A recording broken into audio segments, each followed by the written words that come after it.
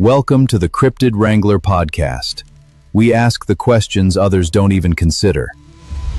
Says we're live. No intro tonight.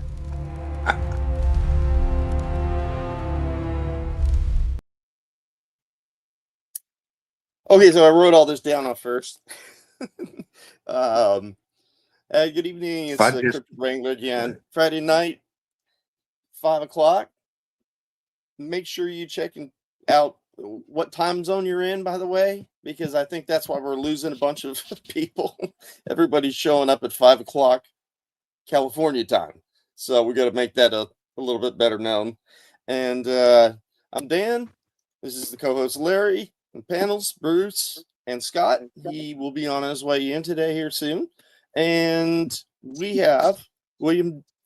Let me see if I can catch this last name. William Jevning. I'm going to bring him out so that he can tell you one second here. But if you guys saw the podcast or the posts on Facebook, author, podcaster, just finished his 12th book or just published his 12th book. And so I thought it was pretty cool. We might have him in. So let's welcome him in. Maybe. There he is. Okay. Jeez. All right. William, nice to meet you. And finally, nice to meet you fellas too. Yeah. And we're real low key and we're not real on top of everything. So we just go because it's more important to hear from our guests and ask questions and whatnot, because that's how we learn. So anyways, tell us a little bit about you. Well, I know you try to pronounce my last name. It's Jevning. It's Jevning. Our family's from Norway, so it's a Norwegian name. Oh, yeah. Very cool. Yeah. So you retired 3 years ago? I retired from work 3 years ago. Of course, this isn't work. I've been doing this now. Come December, it'll be 55 years of involvement in this. Yeah. So tell. We were asking you backstage about your first encounter. And I grew up. I guess it's about 40 miles northwest of Mount Rainier in Washington State. It's a South Puget Sound area. And the areas I lived in were, really rural. In fact, we were doing some filming yesterday out in the place I lived, between the ages of 8 to 12, and it was on 40 acres on the Puyallup River.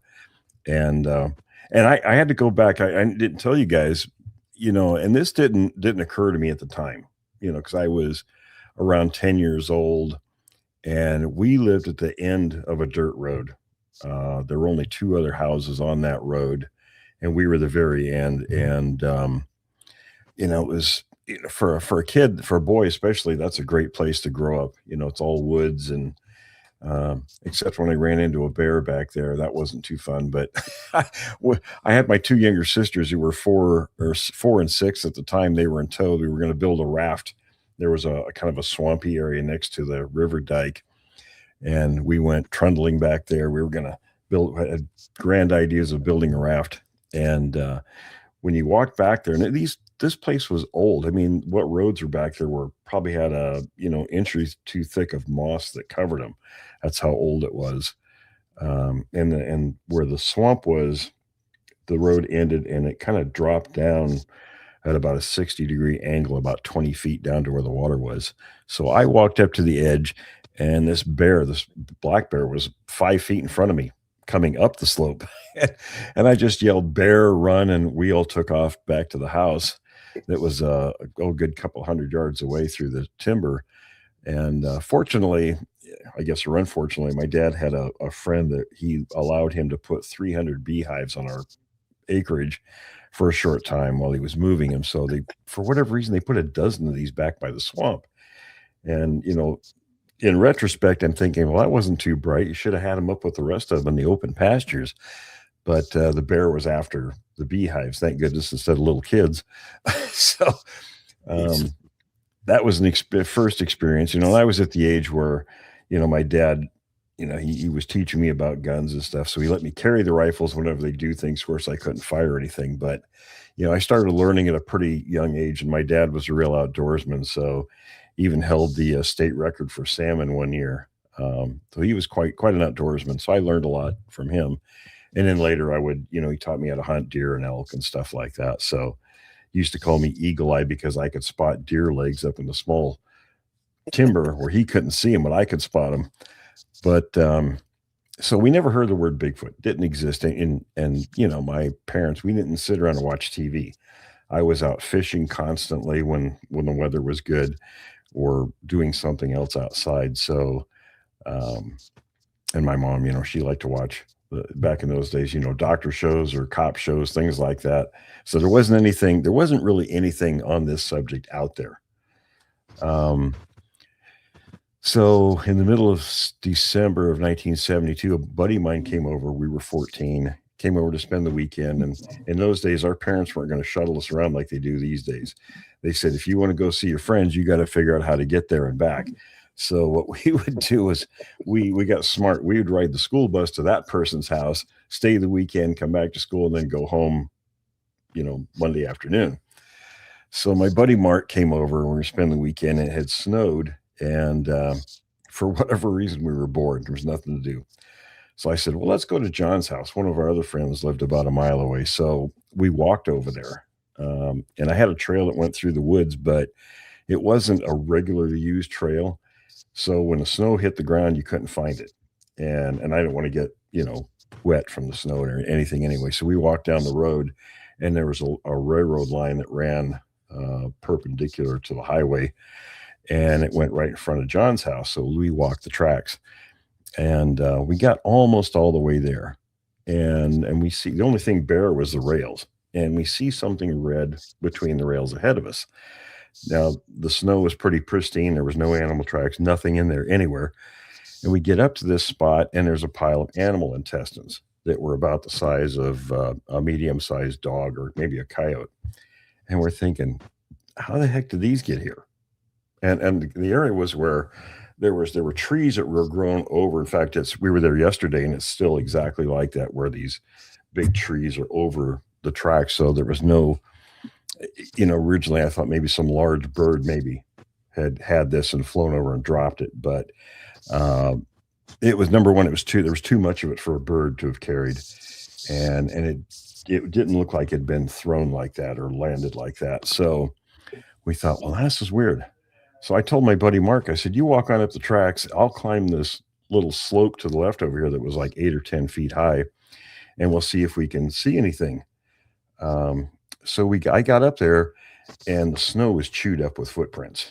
And these footprints they looked like bare human feet. They were maybe 15, 16 inches long, I guess. I mean, we were estimating. And I hollered for my buddy Mark. I said, Mark, come and look at this. So he came up there, and we're standing there just kind of oohing and awing over all these footprints, trying to figure out what did this. And I thought, wait a minute. It was like 20 degrees out that morning. It was really cold. And those intestines weren't frozen yet. And I helped my dad butcher and everything growing up. So I was pretty familiar with what weather conditions would do to stuff like that. And those intestines should have frozen pretty quickly. So whatever put them there was really close by. So that scared us, and we took off, because of the size of the prints and everything. So we get up to John's house, and we're pounding on the door, and he answered, and John had 2 younger brothers, 2 younger sisters. So here's a room full of pandemonium. And his dad was retired Navy, and he was a little gruff. So he came out there, and from the back room, he says, boys, knock it off. What's going on? And so we told him, and he grabbed his .45 pistol and a camera. And he says, take me back out there and show me what you found. So here's this gaggle of kids and his dad. And John and I, yesterday, like I said, we were filming for a new documentary out there yesterday about that situation. And we both realized that all of us kids out there milling around destroyed most of the footprints. But he did manage to get a couple of pictures of them. And then he told us what he thought made the tracks. And we were kind of big into the old Universal monster movies and stuff. And we're like, whoa, no way. There's real monsters out here in the woods. Are you kidding us? So me and John and his brothers, we went out every weekend searching the woods. Never saw another thing. So, after a few months, you get bored. You don't see anything, so there's no reason to keep doing it, and on to bigger and better things. So, almost, I guess it was about 2 years later when I was 16. And like I said, it was pretty wild. I mean, there was it was farms, small farms, 10 to 25 acre parcels. But there was plenty of woods out there and ponds and things. And even elk would come down and eat with our cattle and, right behind the barn and stuff. So it was not uncommon to see wildlife in the area. And my dad always told me if anything comes in the yard to shoot it, raccoons, skunks, things like that, because they were concerned about rabies in those days. Like I said, this was the fall of 1974. I was 16, and we had to tie my dog to his house at night because he liked to roam the neighboring farms. And for example, one time he went to somebody's farm during the day, and he was a collie, so he was a herd dog, and he herded 16 little piglets across the fields to our house. And I looked at him, I said, "You take those back where you got them." And I swear he understood me because he turned them around and he herded them right back to where he got them. So we didn't want him getting into any mischief in the middle of the night. So, in fact, that neighborhood had lots of little collie puppies, from what I understand. So, I let him go because he was barking like crazy at dusk this one day. And I said, I grabbed a 22 with a couple of bullets, and I said, "Go get him." And he heads straight to this tree line that was pretty close to where our barn was. And he gets up to the tree line. I'm trying to catch up to him, and he stops. He just froze there. And his tail's up and his ears are up, and he's really intently looking into this tree line. And he'd gotten into a porcupine pretty bad, muzzle full of quills and everything. So I thought, and when he turned around and ran back past me as fast as he could, I thought, well, maybe this goofball learned his lesson this time, and there's a porcupine in there. Of course, it didn't happen. That's what eventually killed him a number of years later. But I thought, okay, I'll go up here, and I chambered around, and the trees, the way the limbs are fir trees, they hung down, the limbs hung down, and the field grass was about 4 feet tall through there. So the limbs kind of hung down into that field grass, and you had to push your way, you had to push the limbs over to get into the tree line. And inside the tree line, there was this big old maple tree in there. And the trunk was probably, 3-4 feet across. It was a big one. And this had to be around October. I thought at the time it was around hunting season because leaves were off the trees and we'd been getting frost every night. And that's usually when, you want frost when it's deer season. So it's better hunting. So as I cleared the tree limbs, less than 20 feet away from me is this huge thing to my left of the trunk of the tree. It was only a few feet away from the tree, and it was moving the leaves around with its right foot. And I got a really clear look at, the skin and the hair and everything. And this thing stopped moving, and I stopped moving. And I just, all this stuff goes through your mind so quickly. And I thought I knew everything that was out in the woods. I used to be out in the woods. I used to go, when I'd go hunting with my dad and his friends, I would take off by myself and be gone for hours. So I loved being out in the woods, but this thing, I had no clue, and it scared me because of the size. It was huge. It was a good couple feet taller than me. The hair was pretty thick. It's not like what you see in the Patterson film. It was longer. It was like 4 to 6 inches long, and it was kind of matted, and there was stuff in it, like from going through brush, little pieces of twigs and stuff like that. And I remember the hair on the foot sort of went down just above the toes, and then it hung over, and the skin was kind of a grayish color. So, but this thing stared at me, and I stared back, and I thought, well, how in the world am I going to get out of this? And what is that? And then it dawned on me, oh, maybe that's what made the footprints we found 2 years before. So I thought, well, shoot, I maybe if I shoot in the air, because the 22 was nowhere near big enough to do anything that size. This thing was, 4 or 5 feet across the shoulders, and from front to back, about 3 feet thick. This thing was massive. And I shot in the air, and it didn't do anything. It just stood there. Then I hear a noise from my right rear behind some brush there, and out comes another one.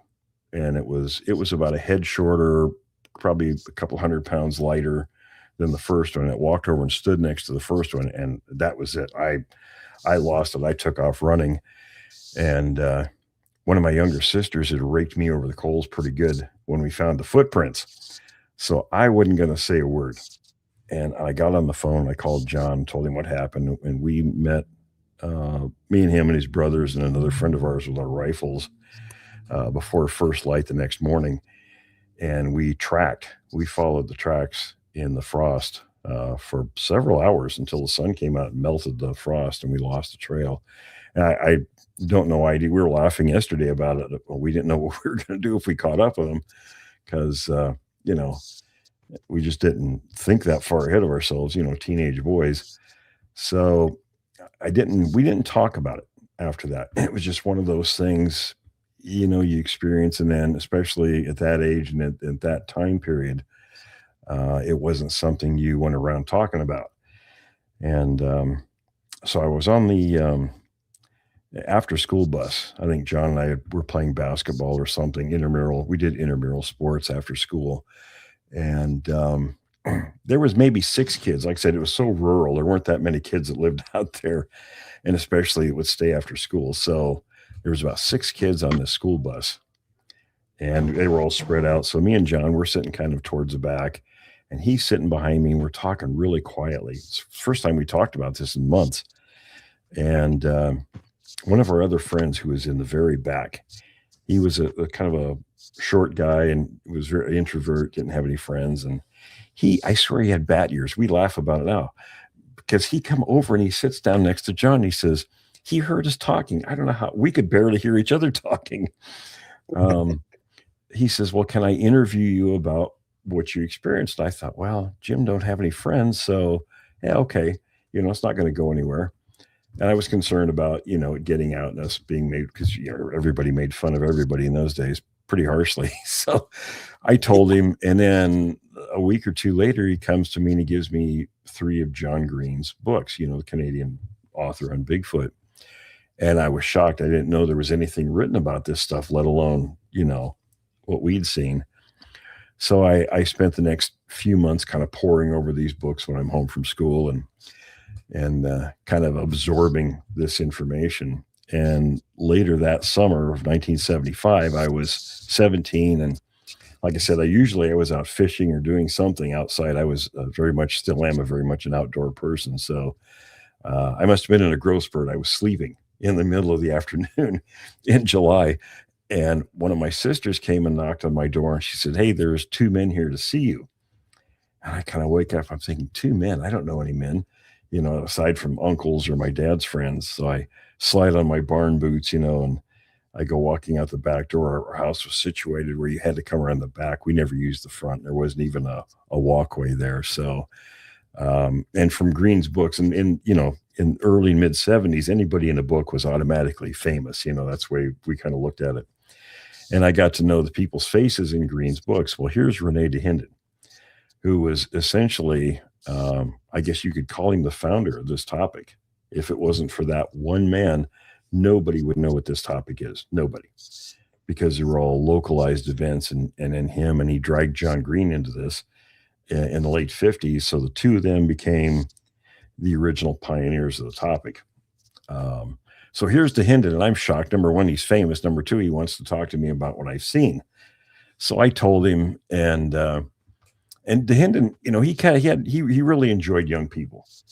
So he invited me to the camp. Him and Green and a bunch of other people were just 7 miles north of where I lived, in the town of Puyallup, where had been things going on there for several years. And they dubbed it the Puyallup Screamer, because these creatures would come in there and they would scream at night, and locals would record them, and even police were involved. So I called around to a few friends. I didn't have a car, so I found one of them that did have a car, and he agreed that we would go out there. And we met John Green, and DeHinden, of course, was there. And the other guy that was with him was named Dennis Gates. He was a Bigfoot researcher from Cedar Woolley up in northern Washington. And there was a state trooper there named Mark Pittenger. And Pittenger had seen the same creatures I did, but he saw all 3 of them. There were 3 in that group. And it was kind of cool because, here I'm a 17-year-old kid. He's a seasoned state trooper, and we're talking to each other, on a real even level, exchanging information, and really decent guy, and he had a couple of experiences that were kind of spooky. The first one, he said when he first saw him, he was sitting in his cruiser one evening. There's actually a college campus in that location now, but the road is still there. And on either side of the road, there's these large slopes of dirt there. And because they cut the road through a hill. And he said he was sitting there, the engine was off, but his headlights were on. And he was writing out this report, and he heard a noise, and he looked up, and he seen this thing come from his right, heading to his left, down the slope, walked 5 feet in front of his car, took 2 steps across the road, up the other slope. Then another one came, then the third one came. So that kind of got his attention. And one time he told me he was in there tracking all 3 of the creatures. And an incident that really, really frightened him to his core. He said he had his 30-06 rifle. He was tracking these things, and he was by himself, which he shouldn't have been, but he found where there were a bunch of coyote bodies. And he said what he figured they had done is they were imitating, and some of the recordings, they did sound very similar to coyotes. Green actually gave me a copy of a recording he had where they had the screams. The screams are recorded inside of a house with all the doors and windows shut, and the creature was at least a half a mile away, and it sounds like it's right outside the window. It's very coyote-like. I mean, to the untrained ear, you'd say, oh, that's a coyote. But then they went out and put a recorder out, and they recorded the coyotes that were in the area. And you hear the 2 recordings side by side. They're completely different. So he said what he surmised was that these things were luring coyotes in. And when they got too close to where it was too late for them to get away, they would snatch the coyotes up by their hind legs, and they were smashing their heads against alder trees 10 feet off the ground. Then they were tearing them apart and eating them. And it scared him so bad. And he was a big dude. He said he low crawled out of the area hoping they would not detect him. So, I mean, and then when Green and DeHen and everybody got ready to leave, they had me come over, and Green had a little travel trailer and had me come over there, and they said, well, we'd really like you to be our eyes and ears in this region. If you do that, stay in touch with us. So I said, sure, why not, So we did have a couple of experiences before we graduated, and most of us went in the military after high school. But one of the incidents, we call it the Clark Ranch incident. This was in the spring of I think we were in our junior year of high school. And, we sit around in the school and we talk about, there was a group of us, 10 of us that hung out together. In fact, most of us are still friends. And I said, well, and we all live so far apart. Like I said, it was real rural. So we were quite a ways away from each other. And I said, well, has anybody heard of anything weird going on out where you live? And one of the guys out on the other side of Fort Lewis, in a little town called Roy, said, yeah, there's the Clarks have had some weird screams going on at their ranch, and they live pretty close to the Nisqually River and just outside of Fort Lewis military reservation out there. And it's a part of the base. The base is huge. Like, I was stationed there a couple of years, so I'm pretty familiar with it. Now in that area, they don't really use that part of the base very much. It's training area. It's just forested area, and there's not much that goes on out there. But so I said, okay, let's go check it out. And I said, get permission from them so we can go out on their property and take a look around. So they gave us permission. We rode the bus to his house, and then we hiked with our packs down the tracks to the Clark Ranch. And the Clarks, they said when we got there, they said, oh yeah, we hear the screams out that way. You guys can go out there. We're not going out there. We don't want nothing to do with it. So we go out there, and we didn't really know much what we were doing. So we had this big canvas cabin tent that didn't have a floor in it, and it was about 6 to 7 feet high, and we set it up mostly, I guess, just to have a structure and a place to put our gear and stuff. And we always had the one obligatory flashlight. We joke about this. The thing barely worked, but we always took it with us. I don't know why, but we did. So we set up camp. I said, it was getting towards dusk. I said, we better set up camp, get something to eat, and kind of hunker down for the evening. And because we were spending the night out there. And after dark, we started hearing these screams. And the first set was fairly close, maybe a couple hundred yards from us. And then about a half a mile away, you'd hear a response. And this would go back and forth. Then it would be quiet. And, maybe every half hour, this would happen. So it was in the spring, and there were a million tree frogs all around us. And then when the screaming had stopped, then all the frogs on one side of us would stop. And then after a bit, they'd start back up again. So this kind of stuff would go on for a little while. Then one time they stopped on one side of us, they stopped on the opposite side of us, but the other two sides they were going. So, and then this would go on in a circular fashion around us. So we knew that something was coming towards the camp, and then it would go away, then it would circle the camp, and then the screaming would continue. We figured there were at least 4 of them based on these sounds. So, we're just sitting there listening and watching, and of course we built the fire up so big enough where you could see it from space, but that was sort of our comfort zone, to have a big fire going. And at one point, one of the guys said, "Well, I'm getting sleepy. I want to go to sleep." And the rest of us were like, "No, we're not going to sleep for the next 4 weeks. We're pretty wired up." So I said, "Well, we better have at least 2 of us up at all times. We work in shifts." And so me and my best buddy Milo, we decided we were going to take the first watch. And this guy Paul, his partner, didn't want to go to sleep. So I'm just like, whatever, just go to sleep. We'll figure it out. So we're sitting there in front of the tent, the 3 of us, and we're not very big guys at that time. I think we all weighed maybe 140 pounds tops. And the guy that went in the tent was probably twice our size. He was a big guy, a little overweight. And we hear him after a while, and they're squirming around. And of course, when you're that age, you're making all kinds of sexual innuendos about what the other guys are doing and stuff like that. So, we're cracking all kinds of jokes at his expense about what he might be doing in there. And pretty soon he comes tearing out of the front of the tent.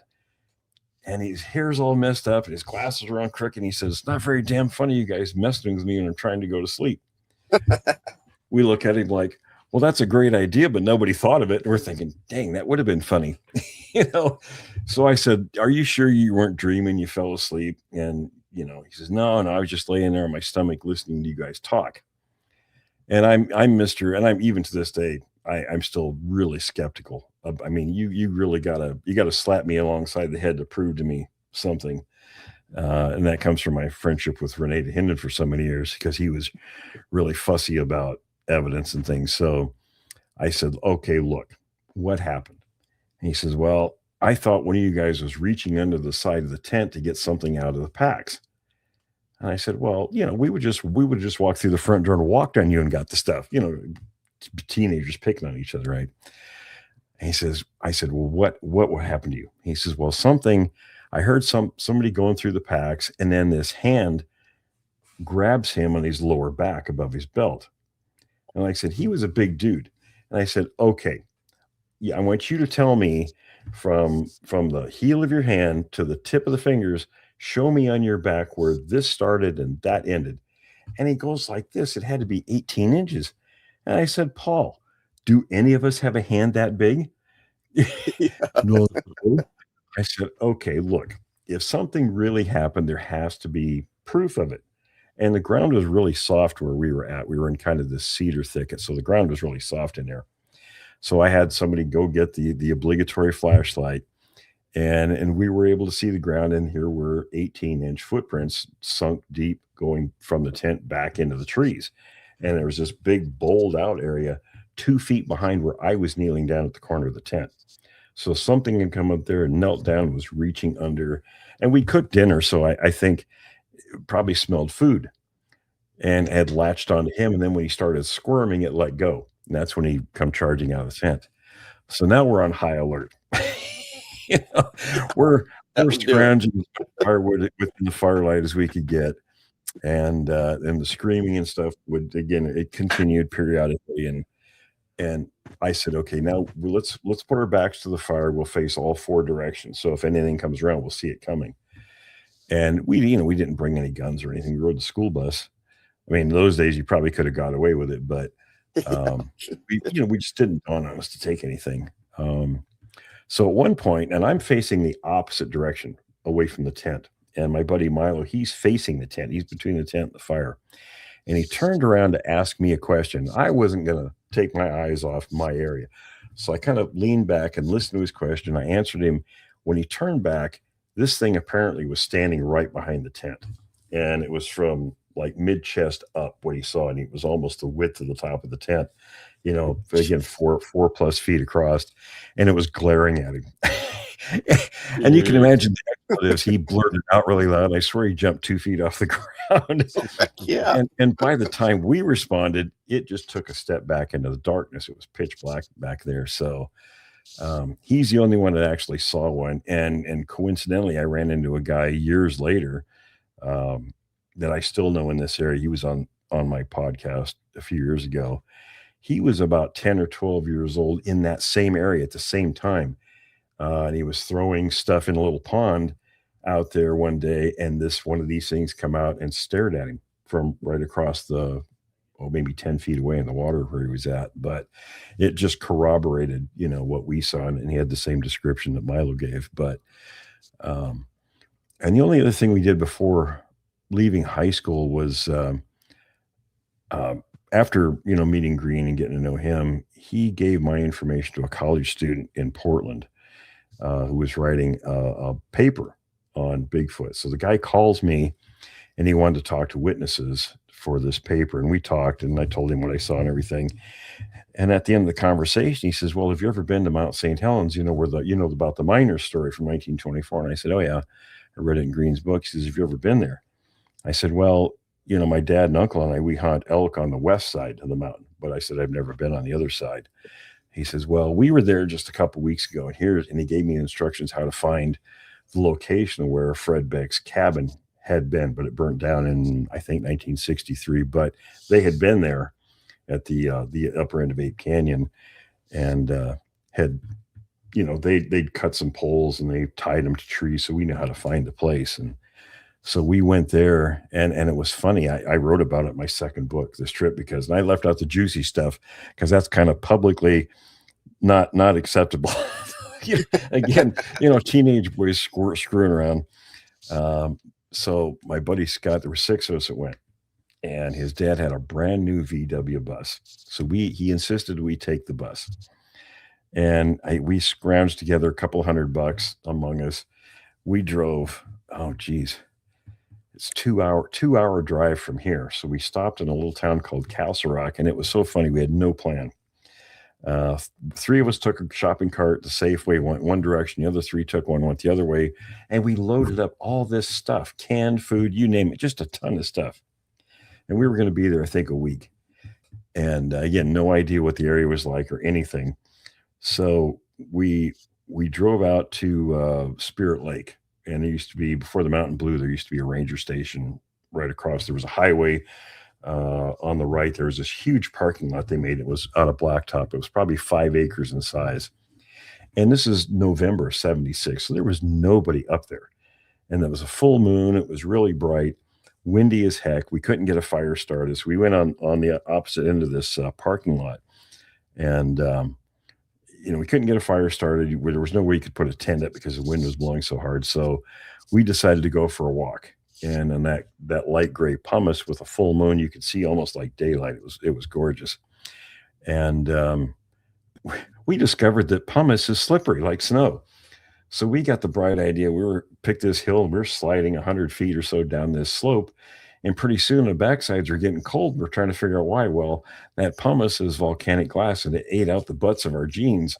So we were hanging all natural out in the wind. So we decided to go back to the van and change our pants. And we get back there, and it was a little hike back there. And we discovered that Scott had lost the keys and his wallet with all of our money in it. So we're thinking, oh, crap. We went back there, and it was really weird. The place where we had sat down to slide, the wallet was laying there. The keys were on top of the wallet, and Scott never took it out of his pocket. So we don't know how it got there. So we're looking around. I said, God, that's really weird. And lo and behold, we find this set of Bigfoot tracks, and they're I think they measured around 19 inches, but that's, that's not counting for slippage in the pumice. And you could see these tracks go. There were hundreds and hundreds of tracks that went up this ridge. So we took some pictures, and John Green was an odd guy. Green was a journalist. He wasn't really a Bigfoot hunter. A lot of people think he was, but he wasn't. He was the journalist. DeHinden was the Bigfoot hunter, but he didn't know how to write or do any of that stuff. And I know pretty intimately the friction between those two guys, because most of the pictures you see from Bluff Creek and that are DeHinden's. And for years, Green never even gave Renee credit for those pictures, and he never paid him for the use of them. So there was some shady stuff that went on. But we went up to the end of the road the next day, and in those days, now it's just Windy Ridge, but there was Windy Pass in those days, and you had to hike. It was probably 2 miles up the slope, and you're up to your knees in pumice most of the time. So we were 18, so we were in pretty decent shapes. At least some of us were. And the pass was just a passage through rock, and it was only a few feet wide, and it went up probably 15 feet. And me and my friend Brian, we got there before the other guys. And it's just a side note that was funny. We get up there, and this guy Paul, the one that was grabbed, he was forever dropping something off his pack. And the rest of us were wearing jeans and stuff, kind of dressed, boots for hiking. Paul had those green rubber barn boots on. He had a long trench coat and an Army steel helmet. That's how he was dressed for this. So Brian and I get up there first. We're waiting for the other guys to make it up the slope, and we're taking a break. And here comes Milo. And you have to picture Milo. Milo's kind of like Animal on the Muppets. That was Milo, both appearance and personality. So he's going off really mad as hell. And Brian says, Milo, English, because we couldn't understand all the gibberish, He's all dumb. So-and-so dropped his pack. And I said, did you tell him to pick it up? And it looked like somebody slapped him, the look on his face. And he goes, I'll be right back. And he goes running back down the slope. My buddy Brian looks over at me. He says, dumbass. So here comes Milo again 5 minutes later, just as mad as he was the first time. You're like, what happened this time? Oh, stupid so-and-so. His pack opened up and it rolled down the hill, and all the stuff came out. And I just like, oh God. I said, we got to make another trip, because we had to pack the tent back there on all this canned food. So we found the place where the cabin had been, and the three guys that were in the least physical condition, we told them to get the camp set up, could get some firewood and stuff together. We'll go back and get the stuff. And all he had in his pack when we got back, we're climbing up this slope with all this stuff, and he had 3 items in his backpack.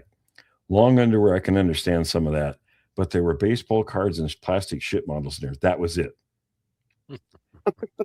And the only other feature of that trip, when we got ready to leave, it was snowing really heavy, and there was a group of hunters that we met up there on horseback. They actually died up there that week we were up there from hypothermia, and I don't know how we came out just fine, but they died up there. So it's that kind of country. You really have to be aware of your surroundings. Didn't see anything more Bigfoot wise up there, but Paul had one more item up his sleeve that we didn't know about.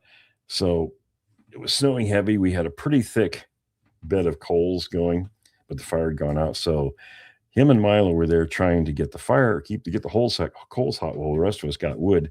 And we come all walking back in with armloads of wood, because we wanted to get ourselves dry while we're waiting to pack up. And Milo was squatted down, blowing in the coals. Paul was standing behind him, pouring black powder on it. We looked at each other, immediately start walking backwards, because we knew it was going to happen, and it went whoosh. It was like a mini Mount St. Helens explosion. And Milo was sitting there, and it singed off his goatee and his eyebrows and the front of his hair. And once we found out they were okay, we all laid on the ground laughing. It was so funny. But so I didn't do a whole lot. I mean, I went in the Army right out of high school. I graduated on a Friday and was active duty Monday morning, and so were some of the other guys. But I stayed in letter contact with Green and DeHinden and some of these guys every single month for the next 2 years. So and DeHinden, he would, if you wanted to know something about somebody, either witness or in the Bigfoot community, all I had to do was ask him. and he would either have an immediate response or he'd say, give me a couple of weeks, get back to me. And the guy was like the CIA. He could find anything out about anybody. It was incredible. But I didn't do much. Of course, you know, the Army keeps you pretty busy. So, and I was a squad leader with the 5th Air Cav at Fort Lewis. In fact, I was in Yakima the morning St. Helens blew. And we just missed the ash. Yakima, that's where Bob Gimlin's from. Yeah, where he's at. Right. Yeah. I've spoken to Bob. You know, there was we had a family friend who sort of lived off the land. I think the guy had 2 jobs in his entire life, very short term, because he just didn't like being told what to do, and he didn't like being in structured areas. So he was born and raised up near Mount Rainier. In fact, he worked for the Park Service for a while in the 50s. But and he told me a story one time after, you know, the Bigfoot stuff. When he found out about that, he says they run a trail up in Stevens Canyon, and to this day there's no roads down there. It's just a trail that goes down, and that's a big canyon up there. He said, I saw the biggest bear of my life down there by this creek, and it had a salmon in its mouth or in its hands. And then after you think about it, he says, well, bears don't stand like that. They don't have hands. So he figured out that that's what he'd seen down in there, him and this other guy. But one night I get this call. I was at my parents' house, and I get this call, and this guy had to drive to find a payphone, and he didn't have a whole lot of money. So if he had to go find a payphone, it was important. And he called my parents' house. I just happened to be there, and he says, "Can you come up here?" And I thought, well, if he wants me to come up there now, it's important. So I drove up there, and he said, I had a strange visitor today. He had one of the Department of Fish and Wildlife supervisors stop at his little cabin. And it's funny, this guy, like I said, he had an 8th grade education, but he was really, really brilliant. He could take apart any engine and fix it, stuff like that. And he didn't pay for electricity. He siphoned it off the power lines, and they could never figure out how he was doing it. So this wildlife guy, he already had this report typed out. And he said, have you heard any strange noises up here? Because Charlie, you know, he went up, cut cedar shake bolts. He made a living off the forest. He was up there all the time. And he played dumb. He knew what he was kind of getting around to. And he says, well, no. So this guy, I think he figured out that he was lying. So he showed him this report. And the report was there were some mushroom pickers earlier that morning that had found 2 elk. And it said dismembered without the use of tools. And he says, are you sure you haven't heard anything? And he says, nope. So the guy says, well, if you say anything about this, Puget Sound Electric is going to find out where their electricity is going. You know, so he told him point blank, don't talk about it. So after the guy left, he went down, got to the nearest payphone and called my parents' house. So I drove up there, and when I was a teenager, I used to work with him in the summer sometimes. We made most of the roads with his old power wagon up there. He'd find out where the cedar logs, you could only cut up the cedar logs that had been downed. And you would never think that stuff was any good because there'd be, you know, decades of moss on it, stuff like that. It looked rotten from the outside, but when you cut a chainsaw into it, you know, a foot inside, and these logs were, you know, 8-10 feet thick. Once you got a foot into it, it's beautiful cedar. And then they used to make shakes for roofs out of that stuff. And he could make, you know, $600 a truckload. And, you know, that was a lot of money in the 70s. So, yeah. So I drove up. I knew the place they were talking about. We called it the Alder Flats. And there was a big herd of elk that lived up in that area pretty much most of the year. And I found the place where the elk had been killed, where the blood was. And there were 15-inch Sasquatch tracks all over there, and the brush was tore up. So I took pictures, and I was glad I had my 357 on me at the time, because I was a little nervous being up there in the middle of the night by myself. And Green was a funny guy. There was, you know, the pictures of tracks from St. Helens, these tracks. I sent him the photographs, and all he would send back was, yeah, those are pretty good tracks, or did you use the flash with that? And that's all he would say. I really kind of got disheartened with the guy, because he wasn't really, you know, DeHinden was the guy I should have sent him to, because he would have asked some good questions. He probably would have come himself from Canada to take a look around. But I didn't learn that till a few years later. But I mean, there's all kinds of stories. I could talk for hours. Stuff. Yeah, we're here to listen, man. Definitely. Well, when I got out of the Army in '86, I moved to Vancouver. I was going through a divorce and everything, and I had a friend that was an old Vietnam vet that lived there, and I would call him and, kind of cry on his shoulders about all the stuff that was going on. And he finally says, why don't you move down here? I've got 13 acres and a 3-story house. He says, you can stay in the upper house. I'll help you find a job. He says, you need to clear your mind. Just come on down here. So I went there, loved the place. There was only about maybe 50,000 people that lived in Vancouver at that time. It was really a nice community. So I met this gal, and we ended up moving in together. Really nice gal. And we were sitting around talking one night. I didn't mention anything about this hobby. And she says, it's really nice that you spend so much time with me and the kids, but there must be something you would like to do for yourself. And I thought, boy, I really like this gal. Do I say it or not? So I thought, we're pretty honest with each other. So I told her, and she says, that's really interesting. You should get back involved in that. So I wrote both Green and DeHinden and told them where I was. And they both sent the same response. They said, wow, we're really glad that you're there because you're the first.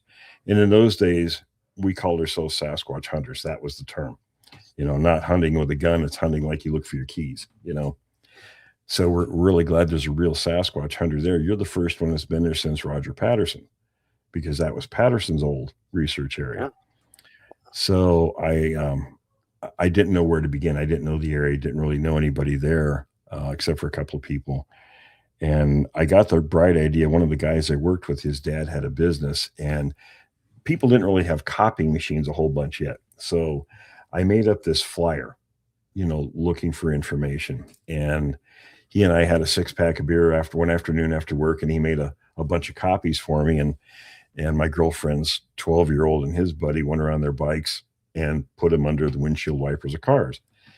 And I didn't really get much response, but the one that I did get was really important because they put it under a deputy sheriff's car down at the courthouse.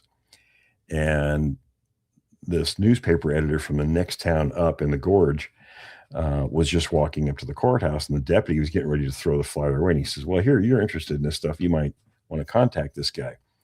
So the guy contacted me, and, I was nobody. But this guy came to the house, and we talked, and he did a full 2-page spread on myself and everything. So I had contact information in there. So people started contacting me in the local area around east of Vancouver, in that area. And even their photographer for the paper, he grew up in that area. So he took me out and showed me different places where things had happened during, his upbringing that he knew about. And that's kind of where I got my start in that area. And then we were up there. We'd been going up to the snow line. So we were finding footprints in the snow up there pretty regularly.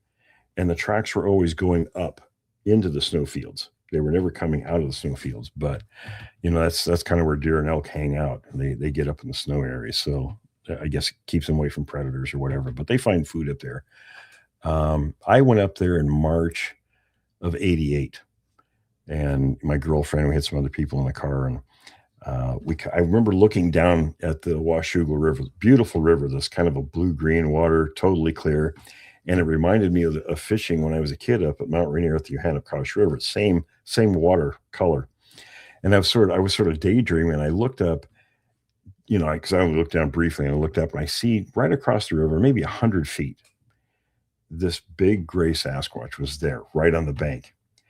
And when it saw the car, it took 2 steps into the brush, grabbed a tree, and was gone. I stopped the car and I said, nobody say a word. I handed everybody a piece of paper and a pencil or pen, whatever I had. I said, draw what you saw. My girlfriend was the only one that didn't see anything because she was down looking at a book. But everybody else saw this, and everybody drew exactly the same thing.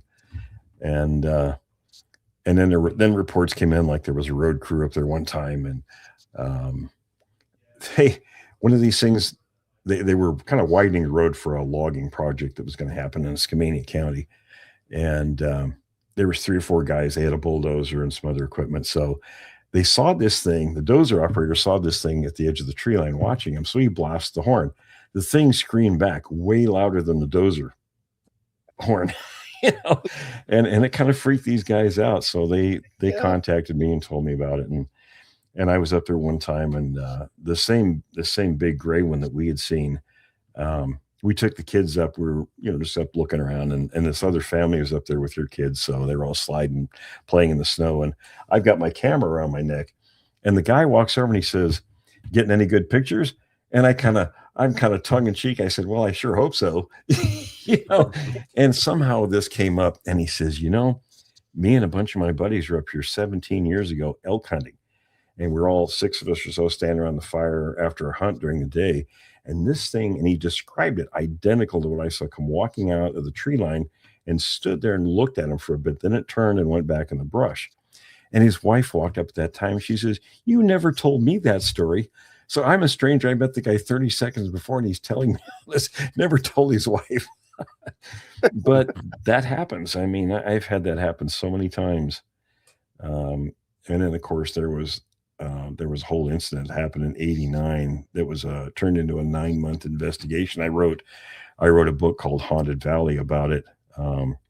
Unfortunately, most of my notes got destroyed on a basement flood when I moved back up here.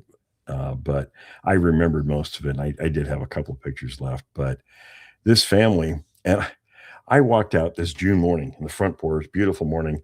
I picked the newspaper up. I sat down on the front steps, and it was folded in half. So I looked at the headlines, then I turned the paper over. There was an article there. This family had just had a sighting in this little town called Yacolt, just north of us. So I thought, geez, they put their address and everything on there. There's going to be 1 million people who go there. But I thought, I'm going to go talk to them anyway. So I drove out there, and sure enough, the family told me, "Oh yeah, there's been all these people from Seattle and everywhere else." And I asked them, I said, "Well, do you mind if I talk to you about it?" I said, No, we'll tell you, sure. So they told me that they had just bought this acreage, 10 or 12 acres, whatever it was. They were from Wisconsin. They were city people. They'd never lived in the country before. And this little town, Yacolt, was a tiny little town, and it was pretty wild. Nobody used their pastures, mostly older people, nothing, no wildlife, no domestic animals in the pastures. So they had a horse.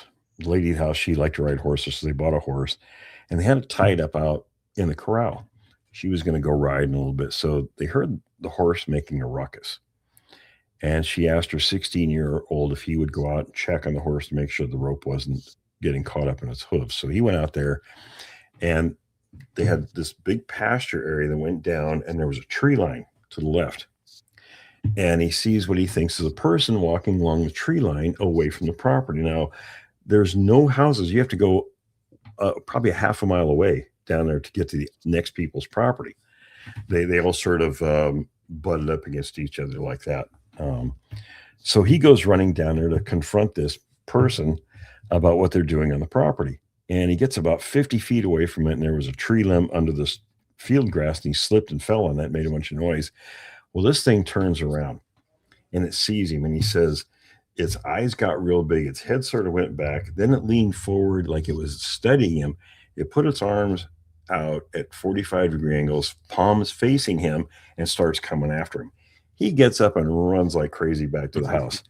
And the barn boots weren't very good, so he slips on another pair that's better, and he goes running back out there. Well, this thing had turned around and gone back its normal, the way it was going. So it sees him again. This time it comes barreling after him, but it didn't try to catch him. He was able to get back up, and he climbed up on this little storage shed they have by the corral. And the thing stood there and watched him for a while, like it was making sure he wasn't going to come back down. Then after a while, it turned around and it resumed for the third time this same course. And I said, "Well, what did all these people want when they came here?" Well, they wanted a story, of course. They wanted to look for footprints and scat and hair and stuff like that. Then they left. I said, "Nobody wanted to go down and see where it was?" No, they weren't interested. I said, "Well, can I go down there?" "Yeah, sure, we'll take you down there." So we went in the path where the creature was going. Now, mind you, this was 3 times this thing was going in the same path. There was a little creek a few hundred yards down, and then the pasture sort of went up. And there was a big old cottonwood that had fallen over up there, so the root wad was sticking up. And if this was the root wad where the trunk came into it like that, Under this part, there was a little intermittent pond. In the wintertime, it'd fill up with water. In the summer, it was dry, so it was dirt under there. It wasn't grass or anything. And in that dirt were 2 sets of juvenile footprints, 9 inches and 12 inches. I said, that's why it was keeping you from going down that way. So immediately they wanted me to head up whatever was going on there. And if anybody came on the property, they had to go through me or my team to go there. Because I have a big respect for people's privacy. I understand. You don't want a whole bunch of people traipsing all over your property and, coming and going whenever they feel like it. In fact, what stopped that investigation, and we found stuff all the time. One of the weirdest things, we were there one evening, myself and 3 or 4 other people on my team at the time, and we'd split, and they had where the area was mowed around the house, and they had a fence, and that was all tall field grass and trees and things out there. After dark, we would never go beyond that fence. We'd stay in the grass, the yard. So they had a German Shepherd, and part of my team went with the teenagers around one side of the house, and I was with Lady of the House, and a couple of my team members. We were walking with the dog, and the dog apparently heard something, and he got down. He was really low, kind of in that posture of there was something there, but we couldn't hear it. So pretty soon, now the fence ran right up to the street. Now the street was, like I said, very rural, no traffic out there, but it was paved, and something burst through the bushes along the side of the road, and we could hear bare skin slapping like that running down the pavement. We heard its bare feet slapping on the pavement. Damnedest thing I ever heard. So we knew what it was. I mean, and then there were times that I told them with the juveniles being that small, there was probably a female. They saw the male. I said, there's probably a female. So I get a call one night. I'm in bed sleeping, getting ready for my work day the next day. And I get a call from the teenager, and he says they had a street light or this big outdoor light just outside the house. And they had a flower bed over there. And he says, I'm looking at this female right now. It's kind of grayish color. He described the breast. He just give the whole description. So I throw some clothes on. I go racing out there, probably a half-hour drive. And sure enough, there were 16-inch tracks, 4 inches deep in the flower bed. So, there were times we went out there, and then we did see eye shine, a couple sets of eye shine. You'd watch the eyes blink and move around a little bit, but lights we had weren't quite good enough to really get a good look. But and then other people we took out there, one of my team members, the wife was the one that was interested. He was an architect, and he didn't really believe in this stuff, but they went out there to meet me one evening before it was dark, and they were sitting in their car just outside the driveway. And by the time I got out there, this guy Don, he says, Will, he says, I thought this was all a bunch of baloney. He says, but Carol reached back in the cooler to get me a sandwich, and I'm watching out the front of the car, and this thing walked right in front of their car in broad daylight. And the wife missed it, right? Because she was looking for the sandwich. He said, I have no doubts now. Yeah. But there was stuff. I mean, there were so many things happening in that town, and I got a real distrust of PhDs after that incident. I kept trying to get DeHinden to come down there, and unfortunately he came down too late because this guy who was the head of the primate research center, I think it was in Salem, this guy named Farnbach, and this guy was a total moron. He called, he wanted to go out there and look, and I said, okay, but you have to arrange it with me, the date and time you come here, because the family doesn't want anybody unescorted on their property, and they want anybody to go through me. So we arranged for a date and time. He totally lied. He went on his own. He put a bunch of stuff out there in their area. And anybody in my anthropology training, he said, if you want to observe something in the wild, you don't disturb it. You go there and you observe. You cannot have any effect on it whatsoever. And we sort of had this, I almost want to say it was sort of an unspoken thing. We didn't go out in their feeding areas, the pastures at night. And because we'd hear them run, we'd hear them do all this stuff at night. We could sit in the yard, we could observe that, record things. But if you went out there, they'd leave. In the daytime, you could go out because they were gone in their bedding areas at that time. But that was sort of the rule, and they didn't come in the yard. I mean, before we came there, they scared the girls half to death one night, chasing them around the side of the house. But this guy put a bunch of stuff. When I went there, they called me because the guy was hitting on the lady of the house sexually and doing all these disgusting things.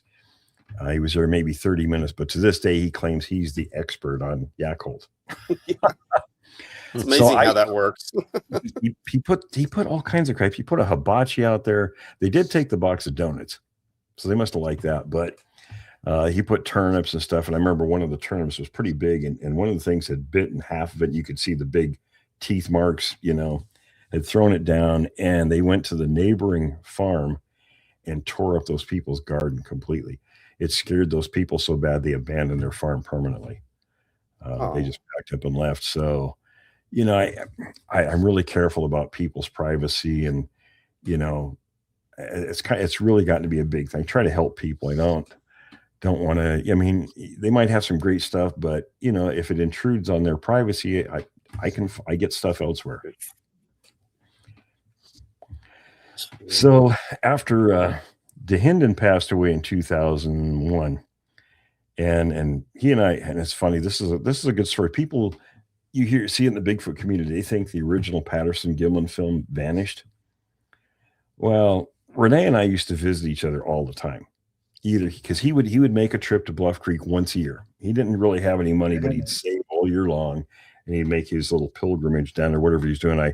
He would never have anybody go with him, because I tried to get him to let me go with him one time, and he didn't. He wanted to be down there by himself. But so he would stop in Vancouver, usually see me, or I would go up to Vancouver, BC, to Richmond to see him.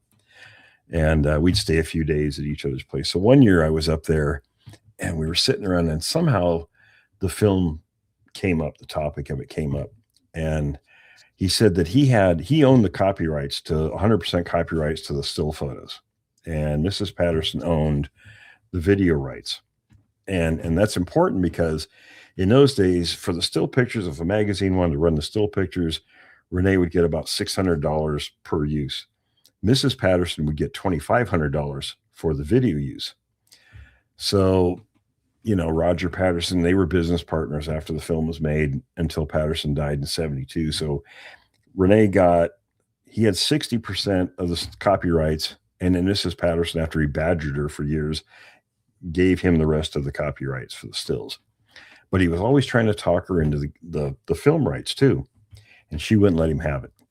So it was funny. The two of them were quite a bit alike, actually.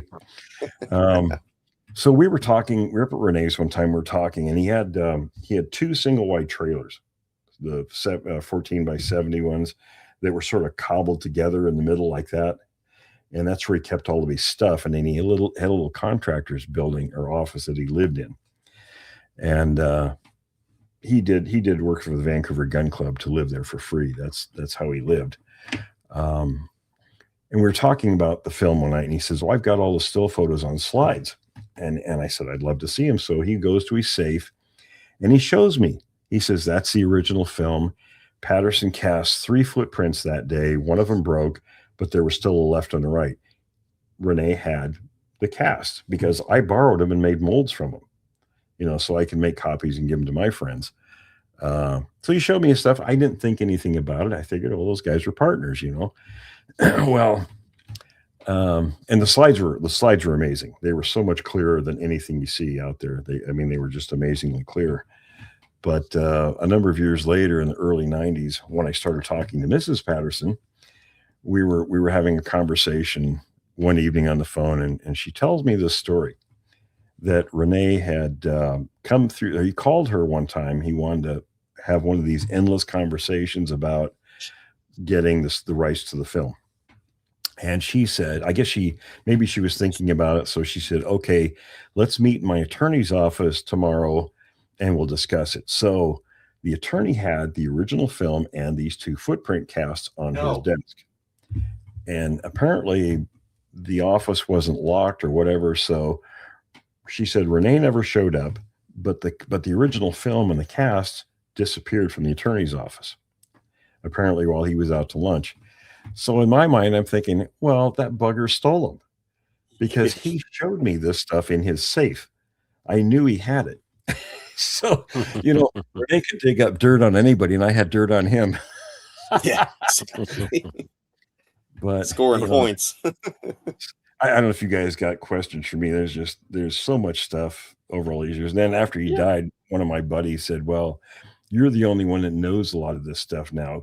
And Renee actually made the comment. I was shocked. I'm still shocked to think about it. We were up there talking one day, and Renee could turn on a dime. He could be talking, telling jokes and stuff, and then that fast he'd slip into serious mode. And I was sitting there listening to him, and it just struck me. When you think about people being pioneers, like the ones in history, this guy was a real pioneer in every sense of the word. And it just hit me like that. And I said, Renee, you are a true pioneer. And he stopped and he looked at me dead serious and he says, and you're the last of us. What the heck am I supposed to say about that? I didn't think that way. I mean, I was friends with these guys, and I did my own field work and stuff and interviewed people, and would pass on stuff to them that I thought was good, but I never thought of that. But then my buddy Jack, after Renee passed away, he says, you better start writing. So I spent a long time trying to write my first book, because I had no clue. I'm one of these people that, like, my first bike, I taught myself how to ride a bike when I was 10. Nobody was going to teach me how to do it. So I decided I was going to go do it, by golly. And the same with writing a book. I used to be a voracious reader before I had to start wearing reading glasses. Now I can't tolerate it because I hate having glasses. We all got them here. You guys know. So I spent, I don't know. I started 2003 writing my first book, and I don't think it didn't get published till 2010. So 7 years. And my buddy Jack owned a business. So he spent $4,000 editing it, or having it edited by a professor at University of Washington, and who was an English professor, but she would edit on the side. And it turned out pretty good. People like it. But after that, and it's funny because I know so many people everywhere. I've gotten to know, we've got contacts in Europe and Australia and Indonesia, you name it. We know people everywhere. So all I'd have to do if I wanted to edit, I put the word out, hey, I just finished a manuscript. Would somebody be willing to proofread and edit it for me? I get all kinds of people contacting me. Yeah. You want to know all about it. A little easier now, of course. You can use Grammarly and stuff like that, which is a huge help for editing, because if it's wrong, it'll restructure your paragraphs and things like that. So it's a big help.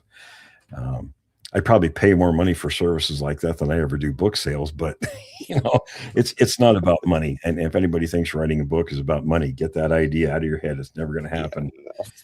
And then the podcast, of course, I was the co-host and creator of a popular podcast that I won't mention because, the whole thing disgusts me now. But I had a lot of people. I did 80 episodes after we created that show.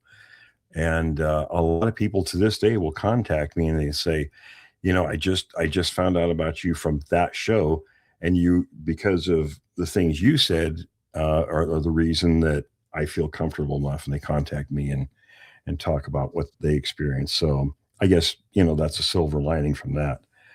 But, and I get a lot of people contacting me, especially now, that need help because they have problems with creatures. I just helped a family in Florida, and I've helped people in Australia and elsewhere where the creatures will come in and they start doing things that you don't want them to do, and there's ways of getting rid of them. So, and they're pretty simple methods. I mean, things I've had people in the government contact me, and you hear people say, you see these shows where they've got these government people. That's baloney. The real people will never come out and talk. They talk to me. A lot of these people talk to me because I'm a veteran, and they are too. And I don't know if you guys have been in the military, but vets talk to each other, but they won't talk to other people. I've got a nephew that's an Afghanistan veteran, and he was a paratrooper, and he was over there, and he did some stuff, and he won't tell my brother-in-law or my sister about stuff, but he and I'll sit and talk. He'll tell me all kinds of stuff that he did in combat, but it's kind of like that with this too. If you've had an encounter, people, they'll talk to you about it. And I've had people in very high positions. Well, I was getting back to, the military stuff and the government, we will unofficially say that they're involved. I know how they're involved. I've had probably half a dozen different people at different involvements. One of them was actually on the kill teams. Really? He's out of that now, but he was a ranger and spent time in Iraq, and he was pretty highly qualified. Had his own encounters. In fact, he was with us one of the first times we went to Southern Oregon into the Three Sisters Wilderness, and he was visibly shook up. But he sent me stuff, he'll text me periodically, and it's not normal text. It's like on Signal, so it's a little more protected than regular text. But they had an incident one time where they had killed one of these things, and he says it's rare they can kill them, which, they have at least 12 to 14 times the muscle and bone density that we do. So, and even I mentioned it in my newest book about other primates. It's very hard to kill primates. People think, oh yeah, I can take a big caliber and shoot them and they're dead. It's a little more difficult than that. You have to really think about the nuts and bolts behind it. People don't think about that stuff. Even like you guys are probably familiar with the Ostman story, right? Yeah. The guy in 1924 claimed he was packed off. Yeah, right. That was a good story too. Well, I think it's bogus. Renee thought it was bogus too, because Renee stayed in contact with Ostman for 20 years until he died. And he said the story changed. The big parts of the story changed over and over the years. So my former co-host that passed away a couple of years ago, he and I were talking about this one time, and the subject, and Tom and I both would just pick things apart. I would look at angles of things that nobody would think about. And I thought, well, what was a sleeping bag in 1924 like? Not the same as sleeping bags today. In fact, the research I did came up with, they called them a sleeping cloak. They weren't a bag. And they were made like of blankets and wool and with like a shell, and they had snaps. So with your boots on, a rifle, all your gear that he claimed he had, and it's just, it doesn't hold up at all. You would only go, a Sasquatch might be able to carry a man in something like that for a very short distance before the thing would literally fall apart. So why nobody ever thought about the bag? I think about details, like I'm right there with you, Will. I'm right there with you. You have to. Tobacco in a Bigfoot eye, and it cries, and you run. Well, for credibility purposes, and that's something Hendon taught me. He says you got to pick things apart, and he said what you do is some of these stories, if they're really good stories, he says you got to stick with them for a while, because eventually, if it's fake, you're going to find out. And, this other person I mentioned that I did a show with, I wasn't the one that did it.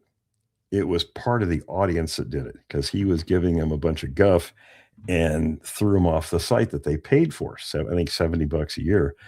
And I didn't know, I never got a cent of all that. And they made a lot of money, but I knew that area intimately. That was part of that Yacold area. So I knew it very well, that area. And they went, and what they did was the whole story was founded on the amount of moonlight, right? It had to be a lot of moonlight that day for them to see anything there. Well, these guys went and checked the records. Well, all that stuff is recorded for decades back. So you can go to any date and look it up. And sure enough, the moon that day was 13% visibility. So it was a sliver, and it set below the horizon at 5:30 p.m. So right there, to me, when I found that part out, I was done. Well, then there was other stuff, because he tried saying it later after I quit the show that, oh, we must have the date wrong. Well, there was a Bigfoot group in Vancouver that he contacted the very next day, and it has the date on the email that they sent me. I talked to those people, nice people, So they said they thought it was bogus. And then there was an older couple that were driving on I-5 just west of there at that time. And the old guy says he got a flat tire. And he says, I've changed my tires my whole life. But it was raining and it was so dark that night, I had to call AAA to come out and change the tire for me. And then I had another guy that contacted me. His uncle was a deputy sheriff and who had a pretty interesting story. But he says, I've got two buddies that work for the NSA, and they dug into his phone records. Well, the night this incident happened, his phone was in a tavern all night. and they pulled all the conversations. So originally the story was going to be a UFO story, and then it changed into a Bigfoot story, which is why there's missing time elements in it, which Bigfoot stories don't have. They don't have missing time elements. So, the threads just kept pulling apart. And then somebody in the government sent me the GPS coordinates where that group of Sasquatches were. I have the GPS coordinates for every 15 days for 2 months where that group of creatures was. They called them the problem 4. And originally I thought the document might have been fake, but I know a lady that just retired from the Forest Service. I had her look at it. She says, yeah, that's a legit document. And what they did, they weren't even anywhere near that area. They chased them out of northern Oregon across the Columbia River at a place called the Bridge of the Gods. They went north of the town of Carson. They immediately went into hunting mode. And for every 15 days, they made this kind of a loop. Yeah, and this was from the beginning of October 2012 to the end of November. And then at the end of that time, they went back into northern Oregon across the river. So lots of people responded with some great I just thought, I don't talk about the guy publicly. He wants attention regardless. I majored in psychology at WSU, so I know a little, probably just enough to make me wrong in a lot of cases. But, there are some people that just want attention, regardless of whether it's good attention or bad attention. You can look on YouTube and TikTok. You see these people all over the place.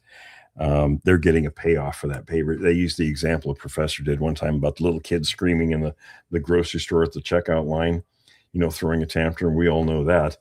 And the basic thing is you don't give them any attention for that. That's how you break them with that. But these people goes away. Yeah, these people in this subject is full of people like that. I won't name names, but there's a few of them that are chew toys. Everybody knows Jeff Meldrum, but he was kind of my favorite chew toy. I didn't know the guy from Adam. Never heard his name before. I wish I did. I found out that he was a student of Grover Krantz. That's all the casts that he has. He inherited that from Krantz when Krantz passed away.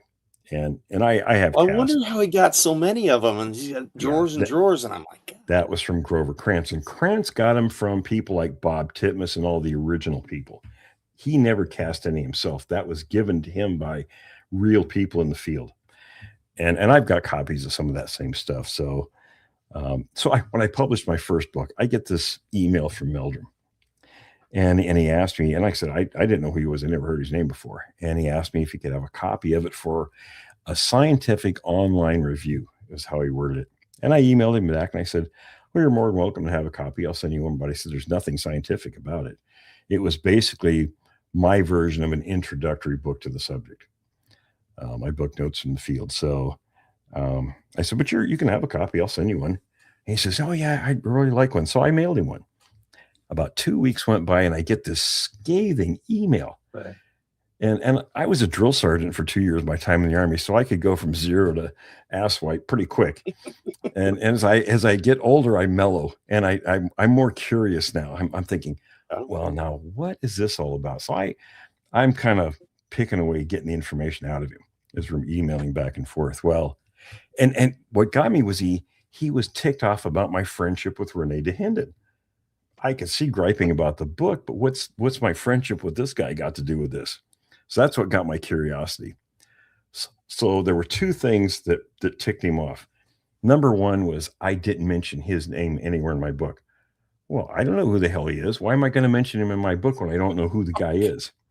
And secondly, I had a friend who's gone now, but he used to write for the Skeptical Inquirer magazine. And this guy, we got to be pretty good friends. We'd be on the phone talking for hours sometimes. And after a while, he'd stop and he'd say, damn it, Will, we're supposed to be on opposite sides of the issue. How come we agree so much? I said, because I'm a big skeptic as you are about things. I don't just blindly fall into things. We're gonna talk about things. So he wrote this article about I think it was the 82 track find from what's his name? It used to be over in Eastern, the Blue Mountains. Paul Freeman. Oh, And yeah. what happened with this line of tracks was that the Forest Service brought in 2 different professional trackers, 2 different companies, and Bob Titmus went there. So Titmus knew tracks, and these guys were really good. So he wrote this. It was an 82-page article about all the ways that they proved that these line of tracks were fake. Things like, they should have been 10 inches deep in mud and they were only an inch deep where they were everywhere else. And, they would start and stop where they should have been continuous. And there's stuff about pressure cracks. You can tell with pressure cracks, and I can't remember which is which now, but if they're on the outside of the foot, they're either fake or real. And if they're on the inside, they're fake or real. You can tell a clear difference. But they determined that these tracks were hoaxed. And Freeman was an admitted hoaxer.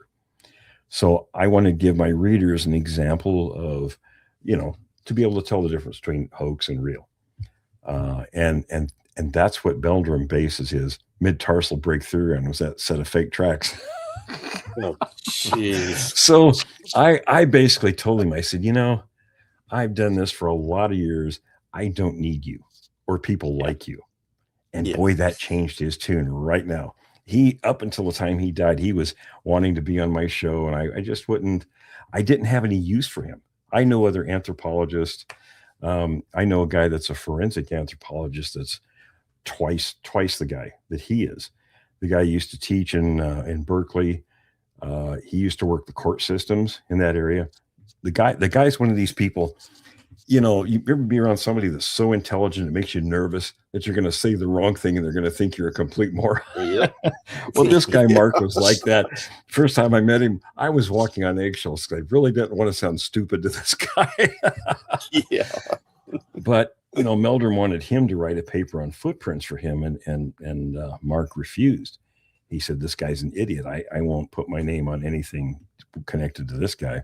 I mean, I'm sure Meldrum was an okay guy and everything, but he actually tried. You see my logo on my hat. That's a compass, and it's a tongue-in-cheek thing. And I do have a company. It's registered in Montana. It's a Jevning Research and Communications Incorporated. And a friend of mine that's a judge there, he actually set it up for us. So, and we call it communications because now we do films and TV stuff. So, but he was with Todd Standing. They had a very short-lived podcast they called Bigfoot North, and they stole my logo. I was ticked, boy. And apparently I have a bigger following than I'm aware of. So as soon as I started griping about it, boy, everybody shut these guys down. That podcast was done. So I try to be careful what I say, because apparently I have some credibility out there. I don't want to step on somebody unless they really have it coming. Yeah, exactly. Yeah, gosh, I just can't get into Todd Standing. Everybody's that's real, and I'm like, no, And then they showed a picture of his head and his face. You see the morphing, everything lines up. Exactly. Well, those guys had a connection with Jim Henson. I don't remember. I think his sister worked for Henson. Yeah, so they made Muppets. She was a cosmetician or did something with makeup. So these guys I've seen a Sasquatch close a couple of times, and I have pictures. There are some good pictures out there. And I'll tell you something about pictures. Real pictures, the witnesses almost universally won't show them. They don't want anything to do with it. You see stuff on social media that raises red flags right now, because I've got some pictures that people said, no, I don't want that out there. And they're pretty good. The government will take them down. They'll take them down in 20 minutes. Well, they know the real ones that are out there. And sure they do. You bet they do. And I knew a guy, we called him Mr. Black. And it's funny. I think we got to be really good friends for at least 10 years. Would be on the phone, texting all the time, and his wife too. really good people. And he went dark a few months ago.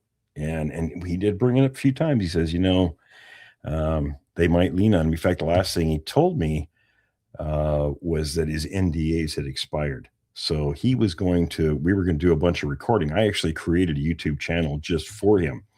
And my buddy in Hollywood created a bunch of artwork for it and everything. And now I know the texts get delivered and were read, but they don't respond.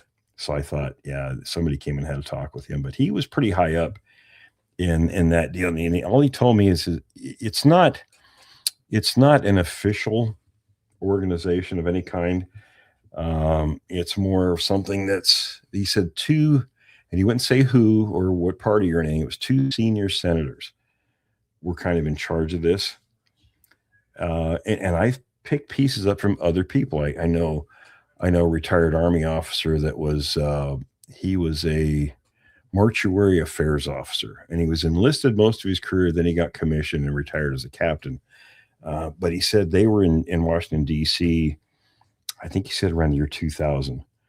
And they were supposed to move a bunch of the paper files from there to Fort Knox. I went to basic Fort Knox. That used to be the Armor and Cavalry Center. And then they moved all that to Fort Benning. So it's all mostly admin type stuff now. So they were supposed to move all these records, and some are being destroyed. So he had his team there, and he saw this box of files. He said there were about 11 or 1,200 folders in this box. And he kind of took a peek at a couple of them, and he asked the guy in charge. He says, you mind if I take a look at these? He says, yeah, go ahead. They're going to be destroyed anyway. Well, the Army doesn't destroy anything. In those days, they were putting it on microfiche or whatever, probably all digital now. But he said these accounts went all the way back to the Civil War of these creatures eating soldiers. And I used to, and this had a direct connection for me. I was with an air cav unit, and obviously you're mostly infantry, except when you're in and out of the helicopters. And I'd been armored cavalry before that. So, tanks and APCs, things like that. So this was whole new to me. So one of the missions, and usually in training and peacetime, missions aren't that important. I mean, you go do the drill, and it's not that important if it isn't perfect, right? Because you're just practicing. The one mission they would really be on our backsides about was a downed aircraft mission. That's where if an aircraft goes down, whether it's shot down or just crashes due to mechanical problems, you got to get a squad out there as quickly as possible. And I questioned that. I said, well, what's so important about that? And I get the story about, well, it's so expensive and time consuming to train pilots. Well, I qualified to go to flight school. I knew what it involved. It's only 4 months, so it's not as involved as they were making it out to be. So I never really bought that line, but I was a good sergeant. I did my job. And then when I met this guy, he said, well, they found out that the creatures would focus on aircraft. And if an aircraft went down, it was like ringing the dinner bell. They would beat feet to these things. And by the time, the inspectors would get out there, they would find these horrendous scenes, where the guys were torn apart and eaten.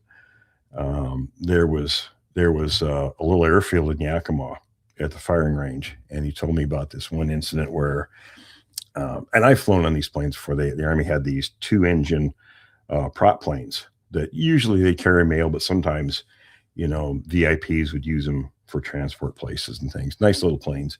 You had about a dozen people on them. One of these went down 5 minutes after leaving the airfield and crashed in an alpine lake.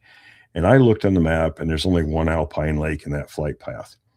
And he said these things, when they sent 20 investigators up there, and that when they got there, of course, the crew was gone. These things they found signs, the tracks and things where these things were waiting along the shoreline for these men to crawl out of the water. And as soon as they did, that was it. And they found where they broke their bones open in rocks and ate the marrow and stuff like that. It was pretty gross. But that's it. Not all the creatures are like that. The guy I know on the kill teams, he said, well, the ones that aren't like that will stay very far from humans, which is kind of bad because that means the ones people do see aren't the good ones. They're the bad guys. Yeah. And I tell people you don't see, I don't know how to describe it. It's not like they're all doing it. It's sort of like if you ever watch anything about serial killers and how they develop, where they have that propensity, but they sort of have to build up to it. And thankfully they're not all successful because, for whatever reason they get stopped at certain points in their life. But I had a brother-in-law, I'm sure he had that propensity because he abused animals constantly and just really did horrible things. But whatever stopped him, he didn't progress that way. But you do get a small percentage that do. And I think these things are the same way. When they get to that point, they've had enough success, they're bold enough, and probably the more experience they get at it, the worse it is. When we went to the Three Sisters Wilderness, that's, I can't think of the county name. The county where we were, east of Eugene, in 1 year's time, they had 156 people vanish up there. Now, that area is not a place you can get lost in very easy. All you have to do is go downhill and you hit a highway. That's all you have to do.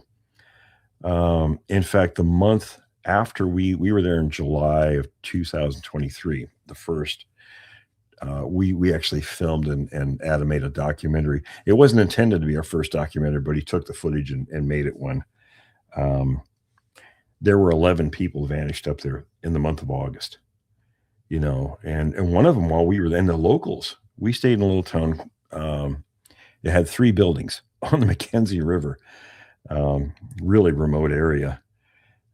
Everybody, once they found out what we were doing there, they would come up to us very quietly. Everybody was scared to death because there was a guy right on the highway there. There's one major highway that goes through the valley, and it's a pretty busy road. But one of the locals drove his truck or car out to the mailbox at the end of his driveway by the highway and vanished right there. And he wasn't the kind of guy that would just disappear. He was, a well-established local. Everybody liked him. He just disappeared. Door was open, car was running. We went up in the mountains. We found what was left of a carcass of an Angus cow, full-grown Angus cow. And it was just the hide. It was the hair from the hide. The hide was gone. This apparently had been up there a few months, and some of the hooves. And I talked to some of the local people who had Angus cattle down below, and they would have occasionally one of these animals missing. They would disappear. They had these big dumpsters. The dumpsters would be knocked over and gone through. So, they wouldn't say yes, they wouldn't say no, but they sort of had a feeling of what was. The locals all kind of knew what was going on, and they were all scared to death up there. I really, felt sorry for the situation, but same thing happens with some of the native tribes. I don't know if you know who Fred in Alaska is. He does Subarctic Sasquatch podcast. Fred is one of the guys that he and I think so much alike.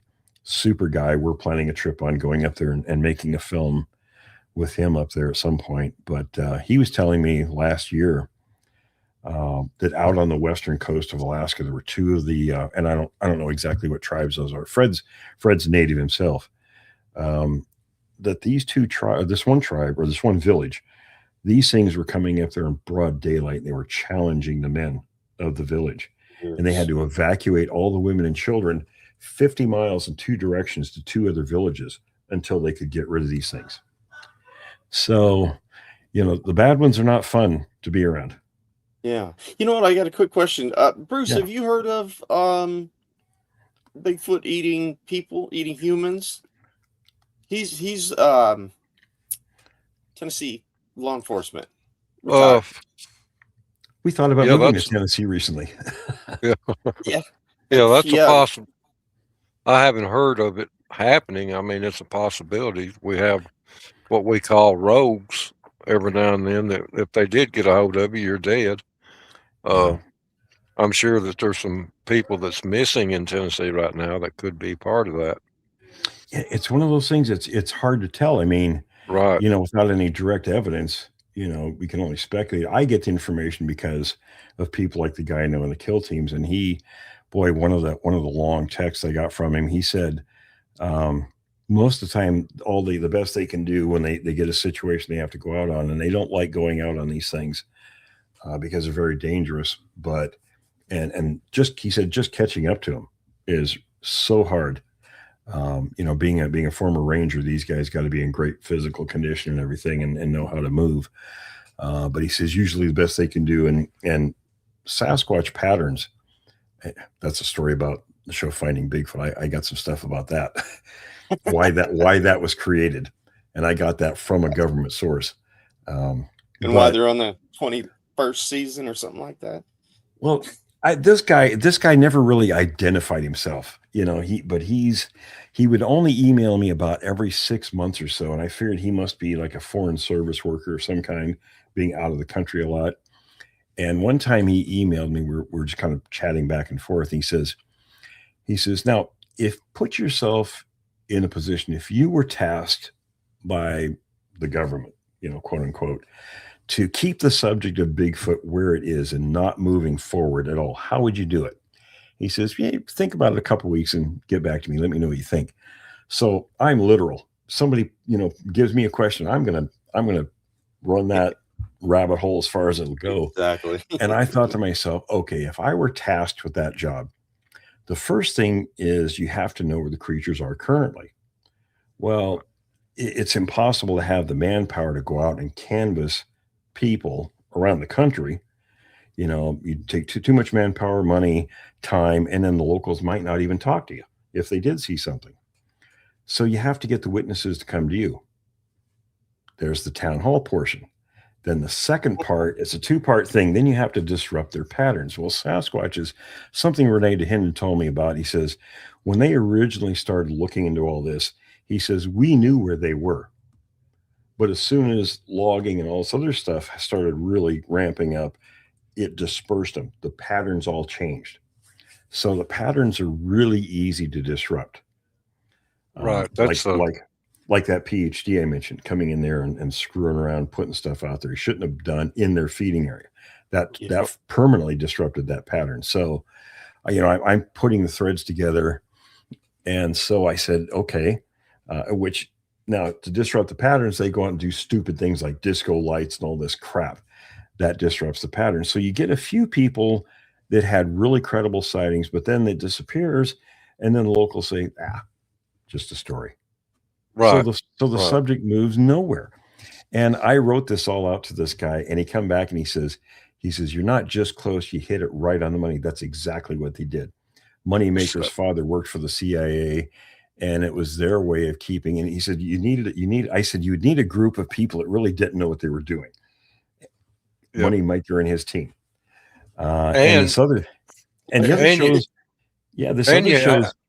You have Snake out there parading around a Bigfoot. Now, what better way than the government to make a mockery out of the rest of us that know different? You got it. That's all. That's what it's all about. And this misinformation agents, and they're absolutely FBI and CIA, and they're paid to do that. Make you look like an idiot. And this other show, what do they call it? I don't watch any of these. I don't watch any of this stuff. It just bugs me. They had their primatologists. And I was telling friends, I said, look, when they did the pheromone thing, spraying pheromones on a drone out across the forest, number one, that's a shotgun approach. That tells me you don't know anything about what you're doing. Secondly, how does a primate that's indigenous to North America even recognize something from Africa? It wouldn't. So good point. Like I said, my mind works like that. I'm picking things apart. I want it to be 100% before I'll throw my weight behind it. And then one of the guys, he claimed he was ex-Army. And I remember somebody said, you got to watch this clip because he's going down this really easy slope trying to rappel, and he couldn't do it. He was falling over and stuff. I did a lot of rappelling with the air cav unit. I mean, I've rappelled out of Hueys and off all kinds of, you name it. I used to love rappelling. And I looked up this guy online at his profile. Now, if you know a veteran, the first thing we ask each other, the very first question every veteran asks each other, what was your MOS? Every time. That way you know who you're talking to. You know what their job was. This guy nowhere in his profile mentions what his MOS was. So I said, he's a liar. The guy's a liar. I don't have anything to do with somebody. It's a liar. I just won't. Yeah. Well, there's one thing with that though, too. And I know Russell pretty well and Ronnie. It wasn't necessarily them, it's Discovery. It is, absolutely. And they just changed it all. And that's why Ronnie said, I'm done. And he left. Yeah, you have to. I mean, I dealt with Discovery years ago. In fact, when we were doing the beginning of Sasquatch Chronicles, before I found out that my co-host was being paid and we didn't know it. When he was crying. Oh yeah, he was crying. Remember, if you ever heard the show when he was crying about having this crappy job in a sawmill? Sasquatch Chronicles? Yes, that was a total lie. Because later on, well, here's what happened. Discovery posted something on Facebook, and they were talking about doing some show like in the Himalayas and cold weather and all this stuff. And I thought, just for the hell of it, I'm gonna call him. So I called the casting director, and at the time I was using all these if you see in Full Metal Jacket all the the opening monologue with the drill sergeant. Yeah. Well, all of us that were drills kind of have all that vocabulary, and I was saying a whole bunch of funny crap to her, and it was brighten her day. She says, "You wouldn't believe all the horrible people I deal with all day," she says. And after numerous conversations, she says, we got to do a show around you, if nothing else. And she wanted a couple other people on there. And she says, do you know anybody? So I suggested the two brothers. And apparently she talked to them and really had a big dislike for both of them. But because they wanted me, the senior producer wanted me, they were going to bring those two on. Well, he called them and said something and got the whole thing shot down. They wouldn't even talk to me after that. And then I found out later that there was this wealthy guy in Texas that had been paying him and basically bought the rights to the show. And me and Ramona that we had on was our manager. We didn't know what was going on. And Shannon, of course. And by the time they were going to go to Texas to do something, I had, number one, people in the government wrote to me and said, don't go there. What they did here, there was a special forces team out there around those guys. And they told me, they said, we like you. Don't go there and be involved in that. And they had a real dislike for him. So, and then Shannon ended up quitting after I did. And her and I, we still stay in touch. But because she has people that knows folks in Small Town Monsters and all that. But in fact, they were going to do LeGros? Yeah. Shannon LeGros. Yeah. So in fact, they'll probably do something with me here down the road. But and I've got Unsolved Mysteries is putting a show out about me this fall. So we've already done the recording for that.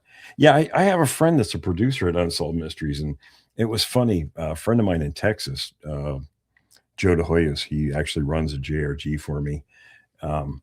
This gal had contacted him, and he says, you really need to talk to this producer.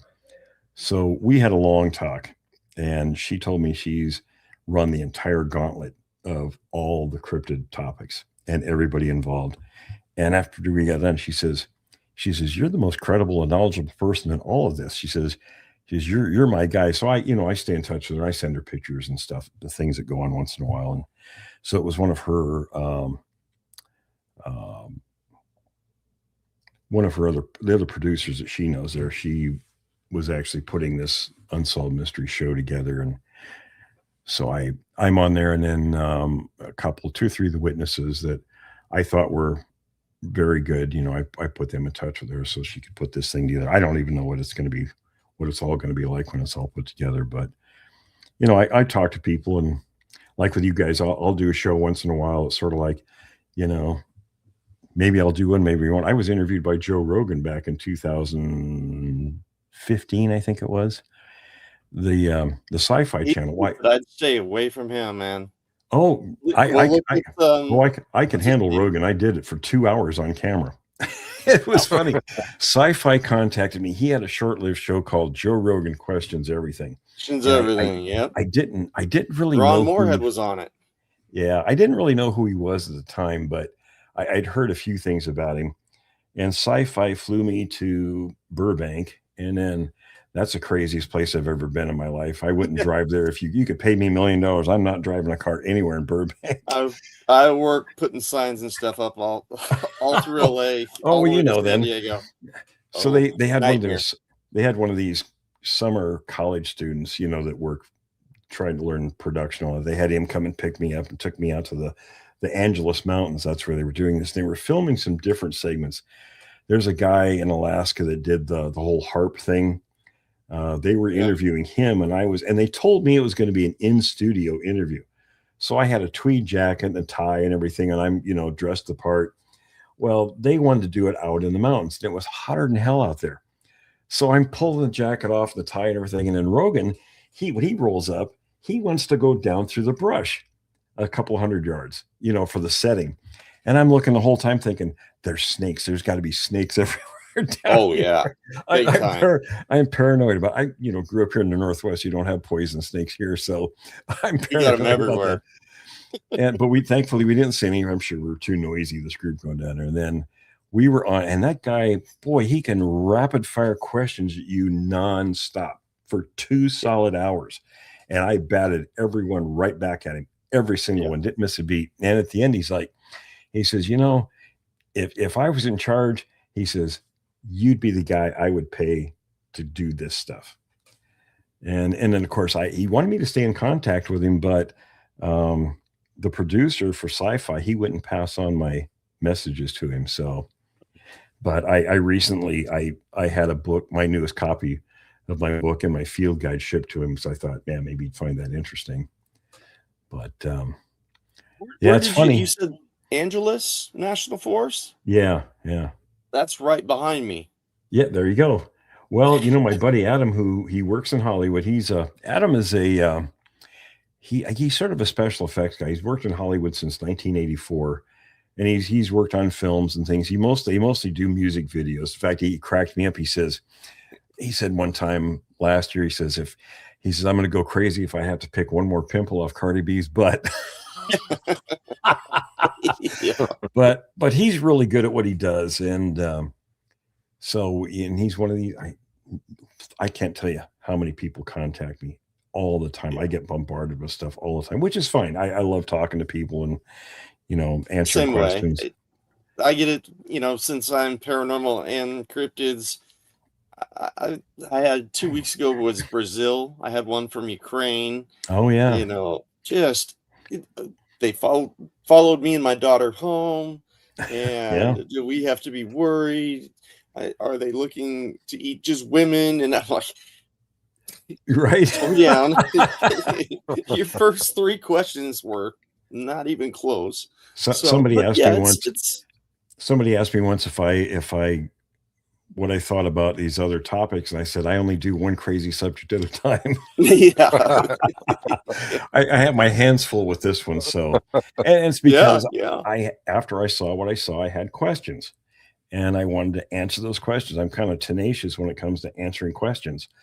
Until I'm satisfied, then you know how it is. The more answers you get, well, that generates more questions. So exactly, you end up going down all these rabbit holes. But there are points where these rabbit holes connect sometimes. So, and there's things that I had a picture one time. It was funny. We were down in the Bluff Creek area. We went down there, I don't know, number of times over the years, and because I wanted to see some of the historic things that happened in the 60s and all that. So looking to see if there was anything new in the area, and not in that area, but adjacent areas you find things. Yeah. So we stopped my buddy Jack. He was real type A personality guy, and another one of my favorite chew toys, because when somebody get angry like that, I just dig in with both heels and give it to him, you know.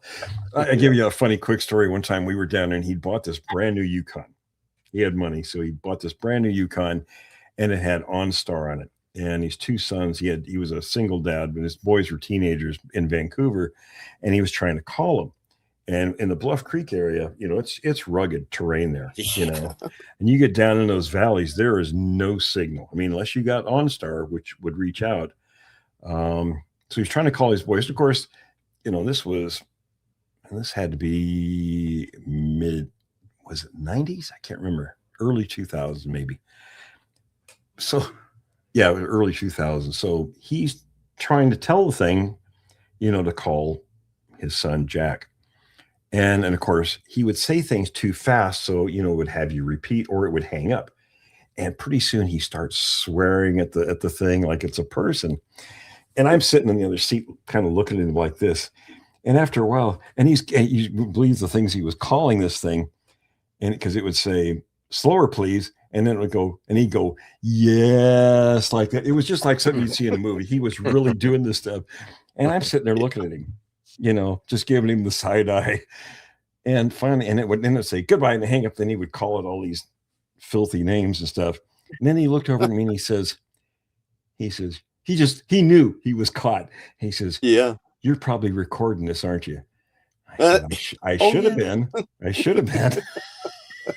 I worked in medical for years, and in insurance companies, it's like, they hang up on you.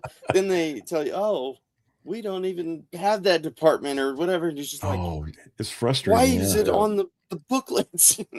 It can be frustrating. One time we were down there and he was all bummed out. I was getting around to this picture I took.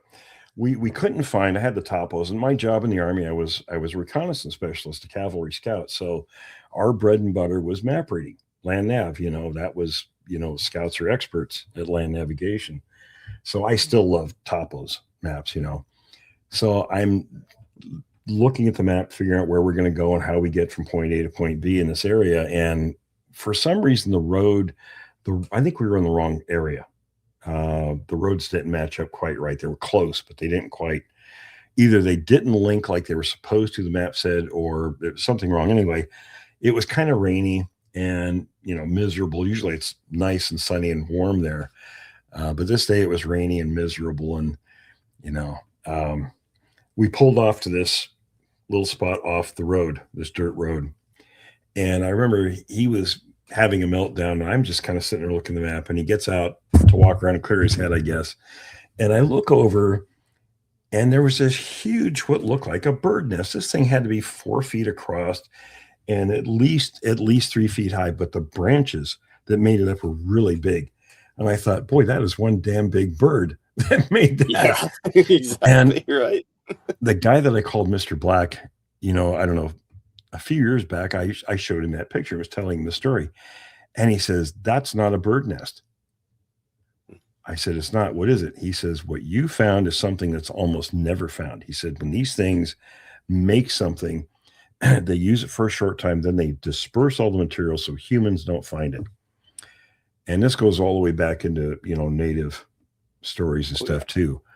He said, in fact, when they first got involved in this, they went to Canada to the tribes up there, and that's how they got started with all this, through their information. But he said, what you found is what sometimes if they're doing something in the location and they have an infant, they'll build something like that and they'll keep the infant in it while they're doing whatever they're doing. Then they take that down. He says, that's what you found.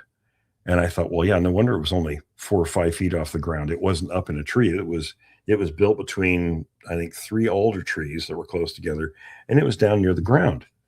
So I thought, wow, I put it in the back in a folder. It was in the back of my mind for years, probably 20 years, until he told me what it was. I'm like, oh, here's another piece you plug into. Start making the collections, and yeah. And that's how my knowledge has sort of gotten together over years. I've been like a snowball. You build a snowman, you got to roll it, and it builds more snow. All the time you get little pieces here and there. That's exactly why I research. Like, I'm usually in bed by 7, but I'm up at 2, and I don't have to work until 7. So I'm researching everything. I don't want to give out an answer to something that I. Yeah, you want to be as correct as you can be about it. Yeah. I never thought much of structures, because I thought a lot. What you see online is a lot of baloney. What these people put on these ornate things, because I'm always thinking, Sasquatches, they don't do things. I mean, there's got to be a damn good reason they do something, because it's everything you do is very practical. So that's why you don't see a lot of like the territorial markings. I'm the first one to come out with that, because we found it in 91, and we were way up in the middle of nowhere, up on this mountain, and we found 13 of these about every 100 yards in the line. where the trees were broken over. And it was just like the story, the Gilead story, that the Green printed in his book from the 40s. So I asked a buddy of mine that was a Klamath Indian. I showed him the pictures and he chuckled. He says, "Oh, you finally found that." I'm like, well, the guy, he was a character. He says, I said, what did I find? Why didn't you tell me about this before? He says, well, what you found is their mark. He says, they do that to mark territory. He says, what you found in this line is that's the big guy of the group telling the other ones, that's where we're going to the next feeding area. And he says, sometimes they'll mark an area. They'll mark an area where there's a lot of human activity to warn others of their kind, hey, there's a lot of humans here. And I thought, so I put it in my first book because, and I always knew, I thought if they're, and Titmus and I talked about this years before, because he found stuff that he didn't know how to explain. And he brought a bunch of these back there in his house and he showed me this stuff. And he says, well, we were following a line of 15-inch tracks one time and every periodically we'd find these. And I didn't think much about it because it was just these little 1-inch thick sticks that were broken and twisted over. He said, I think they just walk along and do this. But again, I put that in the back of my mind because somewhere down the road, there's going to be a connection. And it almost always works that way. It might be a long time, but so then there was that connection. I thought, well, I want my name on it first because I'm the one that figured this out. So the structures, when we were at the Navajo reservation, and you pretty much have to be invited, most reservations, to go there by somebody who's a member of the tribe. And our family has Chippewa blood, so Navajo they're really nice people. If you have one drop of Indian blood, you're considered native by them. Yeah. So Don was going around introducing me that way, and everybody's, oh yeah, everybody talked to us. Everybody talked to us. So we were out, and we were there in October of 24, and there's the tribe has a 55% unemployment rate, so there's people are out of work. So they go out and pick pinyon nuts, which that's a big thing there. People sell them and eat them, and they're everywhere. You can't take 2 steps out in the forest without walking on pinyon nuts. So we would stop whenever we see families out collecting them, and we talk to them. And Don, I barely had my Jeep stopped, and he's jumping out, running over to talk to these people. Lots of enthusiasm for that young man. So he came back. This one family, they said, I think a week or so prior, they were down this one particular, and calling it a road is generous. I mean, it barely a path. I could drive my Jeep down it, but I would rather not, from getting scratches and things. But he said the parents and 3 or 4 kids, they were down in this area about a quarter mile, and they found this little structure. So they found a big structure and a small one. They walked up to it, and here was a Bigfoot infant in the small one. And they said it was reddish brown color. It wasn't moving. It was being very quiet. It was looking around. So they were right up there looking at it. And then Mama comes out of the brush, and they all got scared and took off.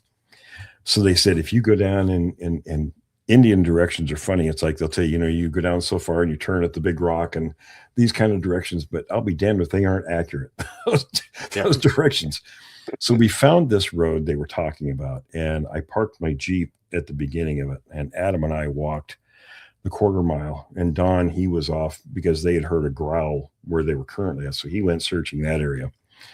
So we went down and we didn't see anything. And I said, well, everybody has a different way to gauge distance. So maybe it's farther down. So we ended up walking about a mile back in there. And this area, I mean, it's remote. Everything out there is remote. We got back there and we eventually did find this small structure, very rudimentary.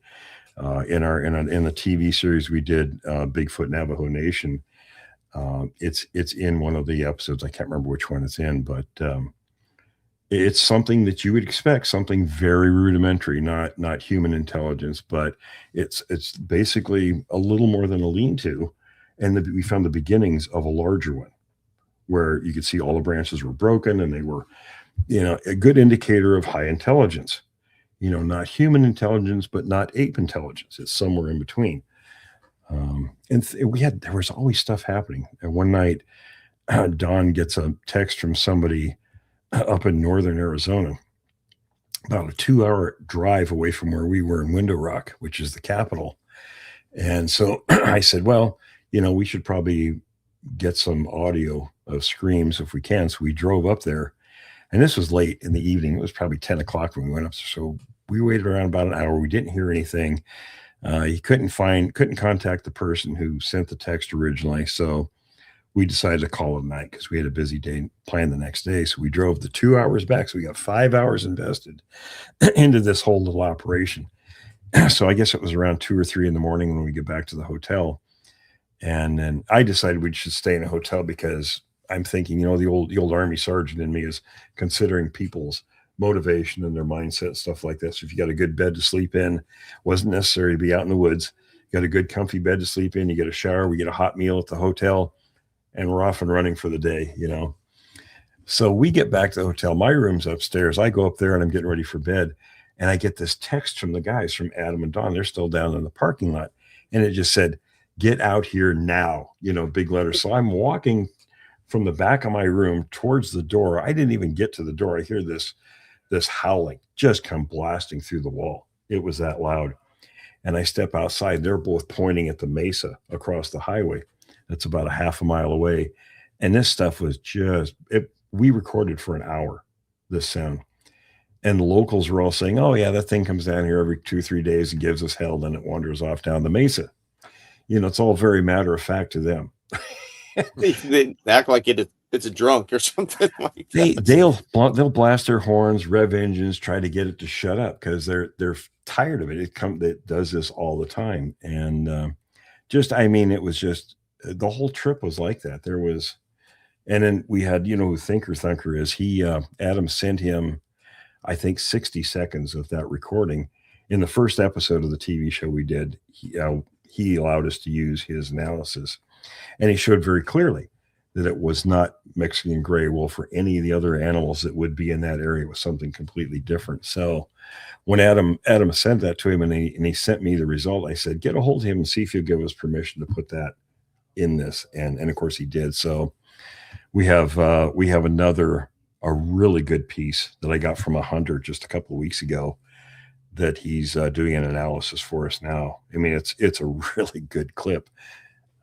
There's no doubt the hunter sent it to me. It only happened the day before. And he says, "Well, I posted this on a hunting group to see if anybody knew what it was."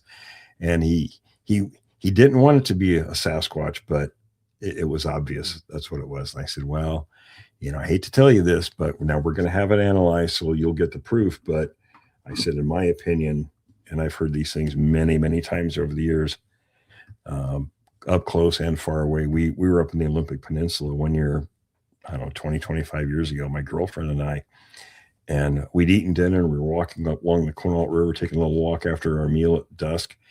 And one of these things screamed 100 feet away from us on the opposing ridge. And it was just deafening. Everybody in the other campsites down from us, you could hear people saying, "Oh my God, what was that?" And dogs were going crazy. It was just, but it only did it once. It come down and gave us all hell. Then it went back up the ridge. Yeah, Bruce has had that too. You've had screaming at you from him, huh? Yeah, it happens. Yeah. Wow. I every now and then I'll share my recordings, but a lot of people get upset with me because all of my pictures, I won't share any of my pictures. I don't blame you. I don't either. Sometimes they will. I've done it in the past, and usually the people who send it to me said, "Well, don't post these anywhere." And I'll tell the person I'm showing, the person who owns the photograph doesn't want it out there. And what do? They put it on Facebook to be somebody. And and then it's taken down because it's real. I get on them and make them do it because it's like, that's a copyright violation. Right. So I don't blame you. I've seen it happen too many times. There's people that are nobodies that want to be somebody. It's like footprints and things, they want casts and all stuff. They're trophies. Right. Well, it's not a trophy. Footprints give you a profile of the group size and composition. Right. You have to, and you're law enforcement, so you know how that works. Yeah. And then I got like my pictures. I've had a lot of people, say, "Well, we don't believe your encounter because you won't show your pictures. We know you got pictures." Well, the problem with that is pictures now can be GPSed. Exactly. Yeah, they can be created. And so I don't need 50 people to show up at Farmer John's house on his property tearing his fences and stuff down, and when he give me permission, not 50 other, and when Absolutely. he confronts them, they're going to say, "Well, Bruce told us about it." You know, I've had that happen before. Yep, I've had that happen. We had Doug Hychek on the show one time a number of years back, who created Monster Quest. Monster Quest. And, my buddy Tom, he would contact people. Sometimes it wasn't even subject related. Like we had some outdoor experts, just, some things that, give people some additional information about the outdoors. So Hychek came on and he was an okay guest. And afterwards, I sent him a picture. This lady in northern Michigan sent me this photograph. And the people who took the picture absolutely disavowed it. They wouldn't talk about it. They wouldn't have any connection to it. They even denied what was in the picture. Well, it's broad daylight of this massive creature running away from the person taking the picture. And it's a little confusing at first when you look at it because, it's not like the Patterson film. It's running. And it's running pretty good. The back leg is completely stretched out the back, and you see the whole bottom of the foot with the toes and everything very clear. Right. And its hair is a little longer, and it's got massive arms. The arms are off the ground, and it's leaning forward. A friend of mine, Justin Mark, who's a hell of an artist, he actually did a sketch so that when I show people the picture, this is what it's doing. This is the body posture. So I sent the picture to Doug, and he emails back and he says, "Ha, Will, that's pretty good. That's a log covered with moss." And I refused to email him after that. I'm like, I'm done with this guy. It was clear what's in the picture. Right. It's a beautiful daylight, clear photograph. And I told Tom, I know exactly which one you're talking about. I said, it's on one of my books. It's on the cover of my Bigfoot evidence book. And I said, well, gee, show me a log that's got a foot with 5 toes. Exactly, right? I mean, come on, you use a brain cell. Yeah. But it's funny you mentioned Doug Hychek because Scott, who's normally here, I guess everybody's having problems with Wi-Fi all over the country. Yeah. But he was on last week's show, Scott Brush. So, yeah, it's just been weird. But we were listening to him last Saturday out here.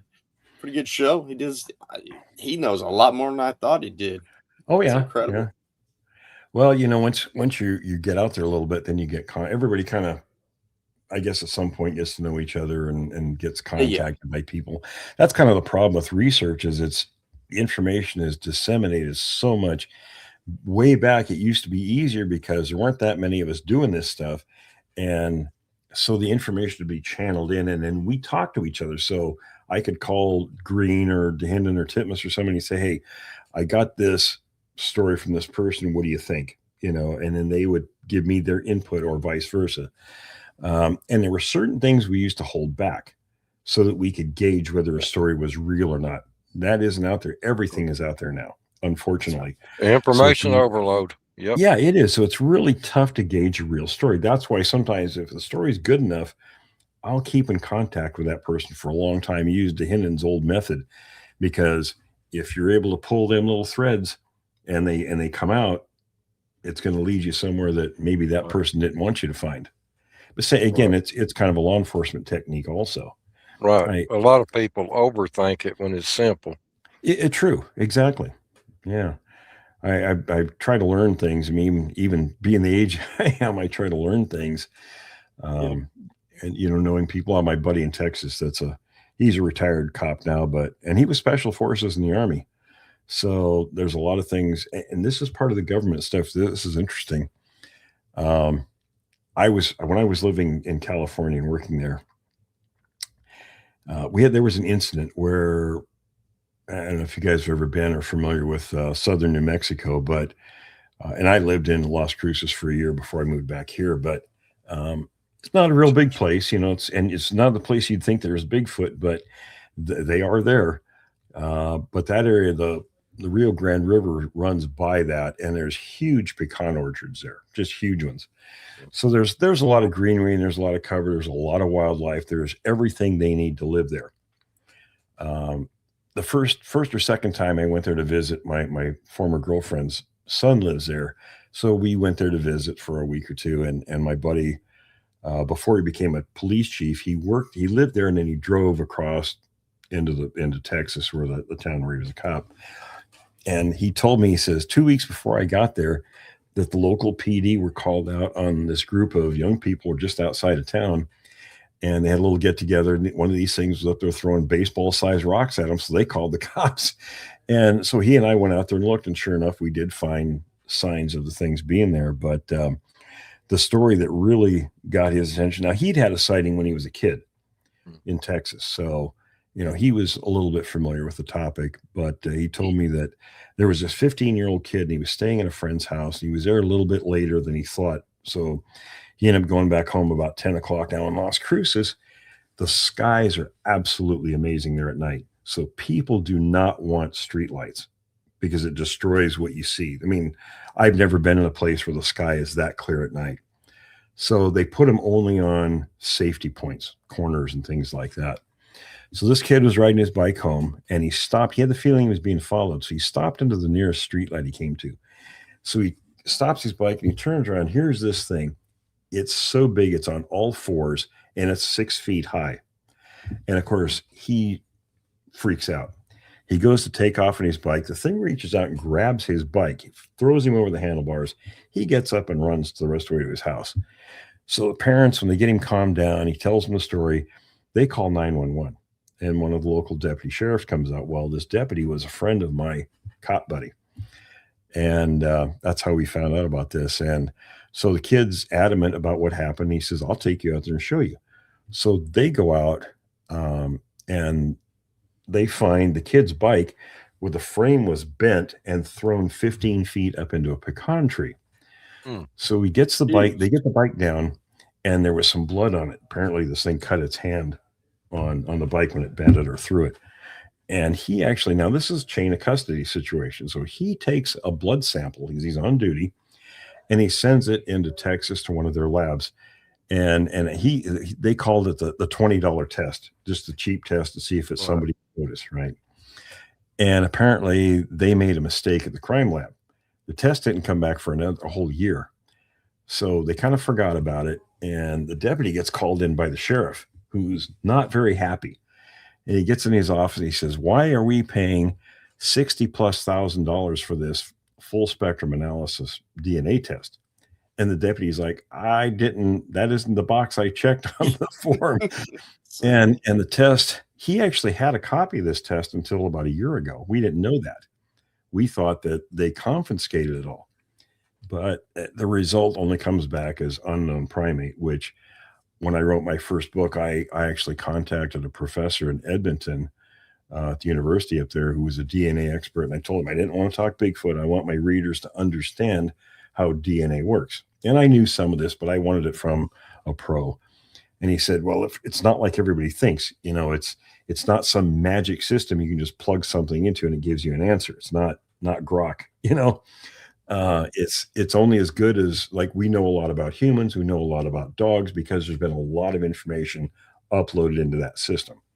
If it's something that's unknown, it's only going to come up whatever the nearest similar thing is. So, I mean, it could be 100 species removed, but that might be the nearest thing it is. So it came back unknown primate. And then we found out just recently that this deputy, actually, the sheriff's department came in, they confiscated his copy of the report and they fired him. Whoa. No, I don't think they even gave him a reason. They just canned him. We're still trying to get him to talk to us, but that remains to be seen. But after this incident happened with the kid on the bike, now I'm sitting on my bed with my girlfriend. We're watching TV one evening, and these two guys go out in the deputy's cruiser to this orchard where this happened. And they're texting me while this is going on. I'm advising them what to do and what not to do. They shouldn't have been there to begin with, but they were using one of the spotlights to look down through the orchard. They spotted 9 sets of eyes in there. And apparently the alpha had circled around and come right up behind the cruiser, and it roared. And the poor deputy wet all over himself. And these guys were just freaking out. And I said, number one, get out of there right now. Get that poor deputy someplace, get his clothes changed, and you guys go get a cup of coffee or someplace and calm down. I said, you need to be out of there right now. And then not long after that happened, my cop buddy, he gets called in by the police chief, and gets chewed out royally. And there's these two guys in civilian clothes standing there, and they had their ID was Department of the Interior. And it was, he described them both. SAD. Yeah, go ahead. Basically, yeah. Well, and he actually got PO'd at these guys because they got him suspended for 2 weeks without pay for just being out there looking for these things. Right. And basically they told the police chief, we're going to pull all your funding if you don't do that to this guy. Yeah. So my buddy's ticked off at this point. So they're running through town. And I have a picture of the vehicle they were in. It's an official vehicle. And he pulled them over, was going to give them a ticket because they were speeding. They weren't running code or anything. They were just racing through town. So they ended up having a conversation with him. And he ended up getting along with one of the guys. And the guys knew who I was. And occasionally they would even answer a question for me if I had something, because they were all part of this. And he ran their plates. It came back Homeland Security. Yeah, SAD is a special assignment division that it incorporates 50 different agencies. So it was very interesting. Apparently they had specialized teams out, right, observing these things and all this. That was quite an operation, but something we don't really talk a whole bunch publicly about. But I've gathered pieces from all these different people that I've talked to, and has given me, probably the worst thing was the guy in the kill teams. It really, I sat down for about 2 weeks and just had to completely overhaul my thinking about this subject because of this woman they killed. And he described, he said, we're not really allowed to talk about it with each other even. He says, we have to go out and they have to weigh and measure them. They cut them open to see what they've been eating in that particular location during that time period. And he said this one, and they cut it open. It was, what do you say? It was 8 feet 7 inches tall. It weighed almost 1,600 pounds. So they're much heavier than people think they are. Like everybody used to say with the Patterson Sasquatch, that was 300 or 500 pounds. That thing had to be at least 1,000 pounds, because Patterson walked his 1,300 pound horse next to the tracks, and it didn't sink anywhere near as deep as those tracks did. So I guessed it at 12 to 14. You're right. I think you're correct on that. So, and he described the stomach contents. He said there were the quad muscles of a man. Well, it was 60% pine cones first. The quad muscles of a man, a whole calf muscle that looked like it had been swallowed whole, 7 fingers, part of the man's head, including his hair and ear, and all the man's blood. And he said it terrified them so much. And he said the smell was just god awful. But it really freaked him out. So, being another veteran, he was able to generally when they send a kill team out, they'll drop them in certain areas and then use the helicopters to run the Bigfoot to them. One of the ways they do it, if you ever see white pickups, with a couple of guys in it, they'll use whatever it is about vehicular traffic. They'll either move them or contain them in an area. And I've seen that before, but I never made the connection until I was told that. Yeah. But yeah, absolutely. And he talked about, them using drones and stuff like that, military drones to locate them. But he wasn't always telling me the truth. So I think some of the stuff he was telling me was misinformation. Some was real. When we were in, on the McKenzie River area, and it was funny. I didn't tell him I was going to be there, but he knew I was there. And he was texting me furiously about, they're not in there. They're in a whole different area. But we knew they were there. We heard them, and we found sign of them in there, found tracks and stuff. So I told the guys, I said, no, we're not paying attention to this because we know he's trying to get you out of the area. Yeah. Yeah. So I take what he tells me with a grain of salt, but I do listen to him. I mean, I like the guy, but I'm always careful about stuff. Yeah. You're breaking up there, Daniel. Can you hear us? Oh yeah, no, I'm farther back, sitting back in the seat. Oh, okay. But love to have you on again, man. I mean, gosh. Oh, sure. It's kind of like you were saying. It goes through your mind, and you start to deduce some things where you're like, I kind of thought that was fake, or I can see, because I was a paramedic too. Yeah. So when you're hearing some of that stuff, and I've seen it all. I've been in South Well, you Central. guys know you don't just jump at the first thing that comes in front of you. I got to think about it and kind of mull it over and see if what's real, what's not real. Maybe my perception is wrong at the moment. And there's so many people that'll just kind of they'll either there's people. Here's my I've learned over the years. There's these fringes on the debunkers on one side, and then the people that'll just believe anything on the other. But the vast majority of people are those on the fence. And if you can give them a good argument, it'll put them a little bit one way or the other.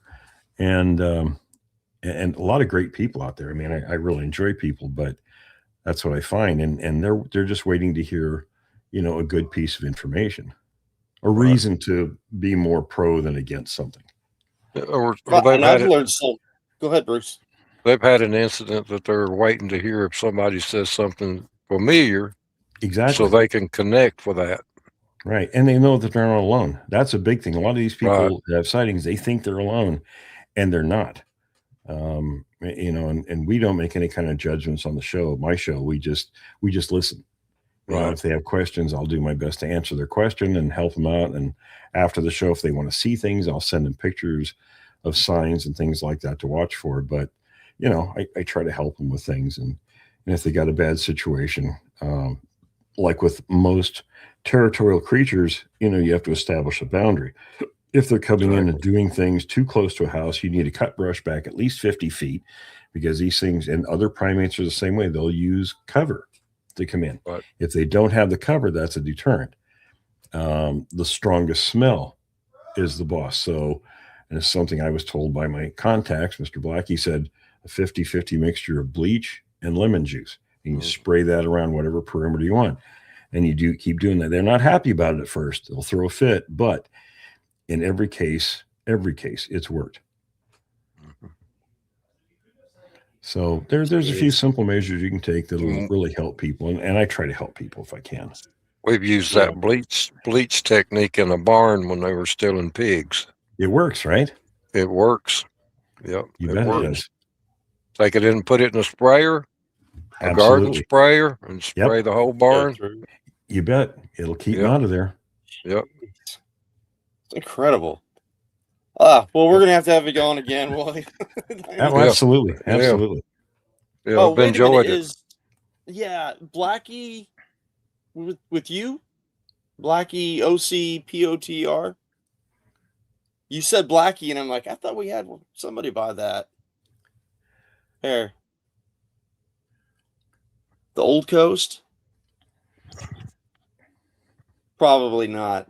I just heard you say Blackie, and I'm like, we're in. Yeah. Anyways, man, we are. That's the thing too. Is I've learned so much from Bruce too, and I mean, it's one of those things where you just, like you said, on the fence, and it's like I had heard this. Oh sure. And he'll tell you, oh yeah, that's true. Yeah. So, would you mind coming on again sometime? Absolutely. Just let me know. Excellent. Awesome. All righty, guys, we'll let you go. And thank you again, Will. Appreciate it, man. Absolutely. Learned a lot. Been great. Yep. All right, fellas. Thanks, guys. We'll see you later. Bye-bye. Bye now. Take care, Bruce. Thanks, man. Yeah, thank you. Okay, guys, that's it. We're going to call it a night. Next week, we have Travis Carpenter, who is Scott Carpenter's son. We're going to do a special with him on Thursday. I've been trying to get a hold of him to get in and do some talking with him. I mean, his father's legend, and he's carrying on the legacy, and that's incredible. That's next Friday. We got Paul Chafin, my buddy, Kentucky Dogman Project, and who I've gone out with, and he's also going to be in the documentary with us in the LBL. So we talked him into that. And then on Sunday, we're doing a special with Bruce, where it's just me and him going through things, and then we're going to answer questions from the chat. So keep keep you tuned in Facebook, and I'll make sure you guys get all the times and everything. So we're good to go. So everybody have a good night. Thank you again for coming by. And Will, awesome, man. Appreciate it a lot. All right, guys. Good night. Thanks. Welcome to the Cryptid Wrangler podcast. We ask the questions others don't even consider.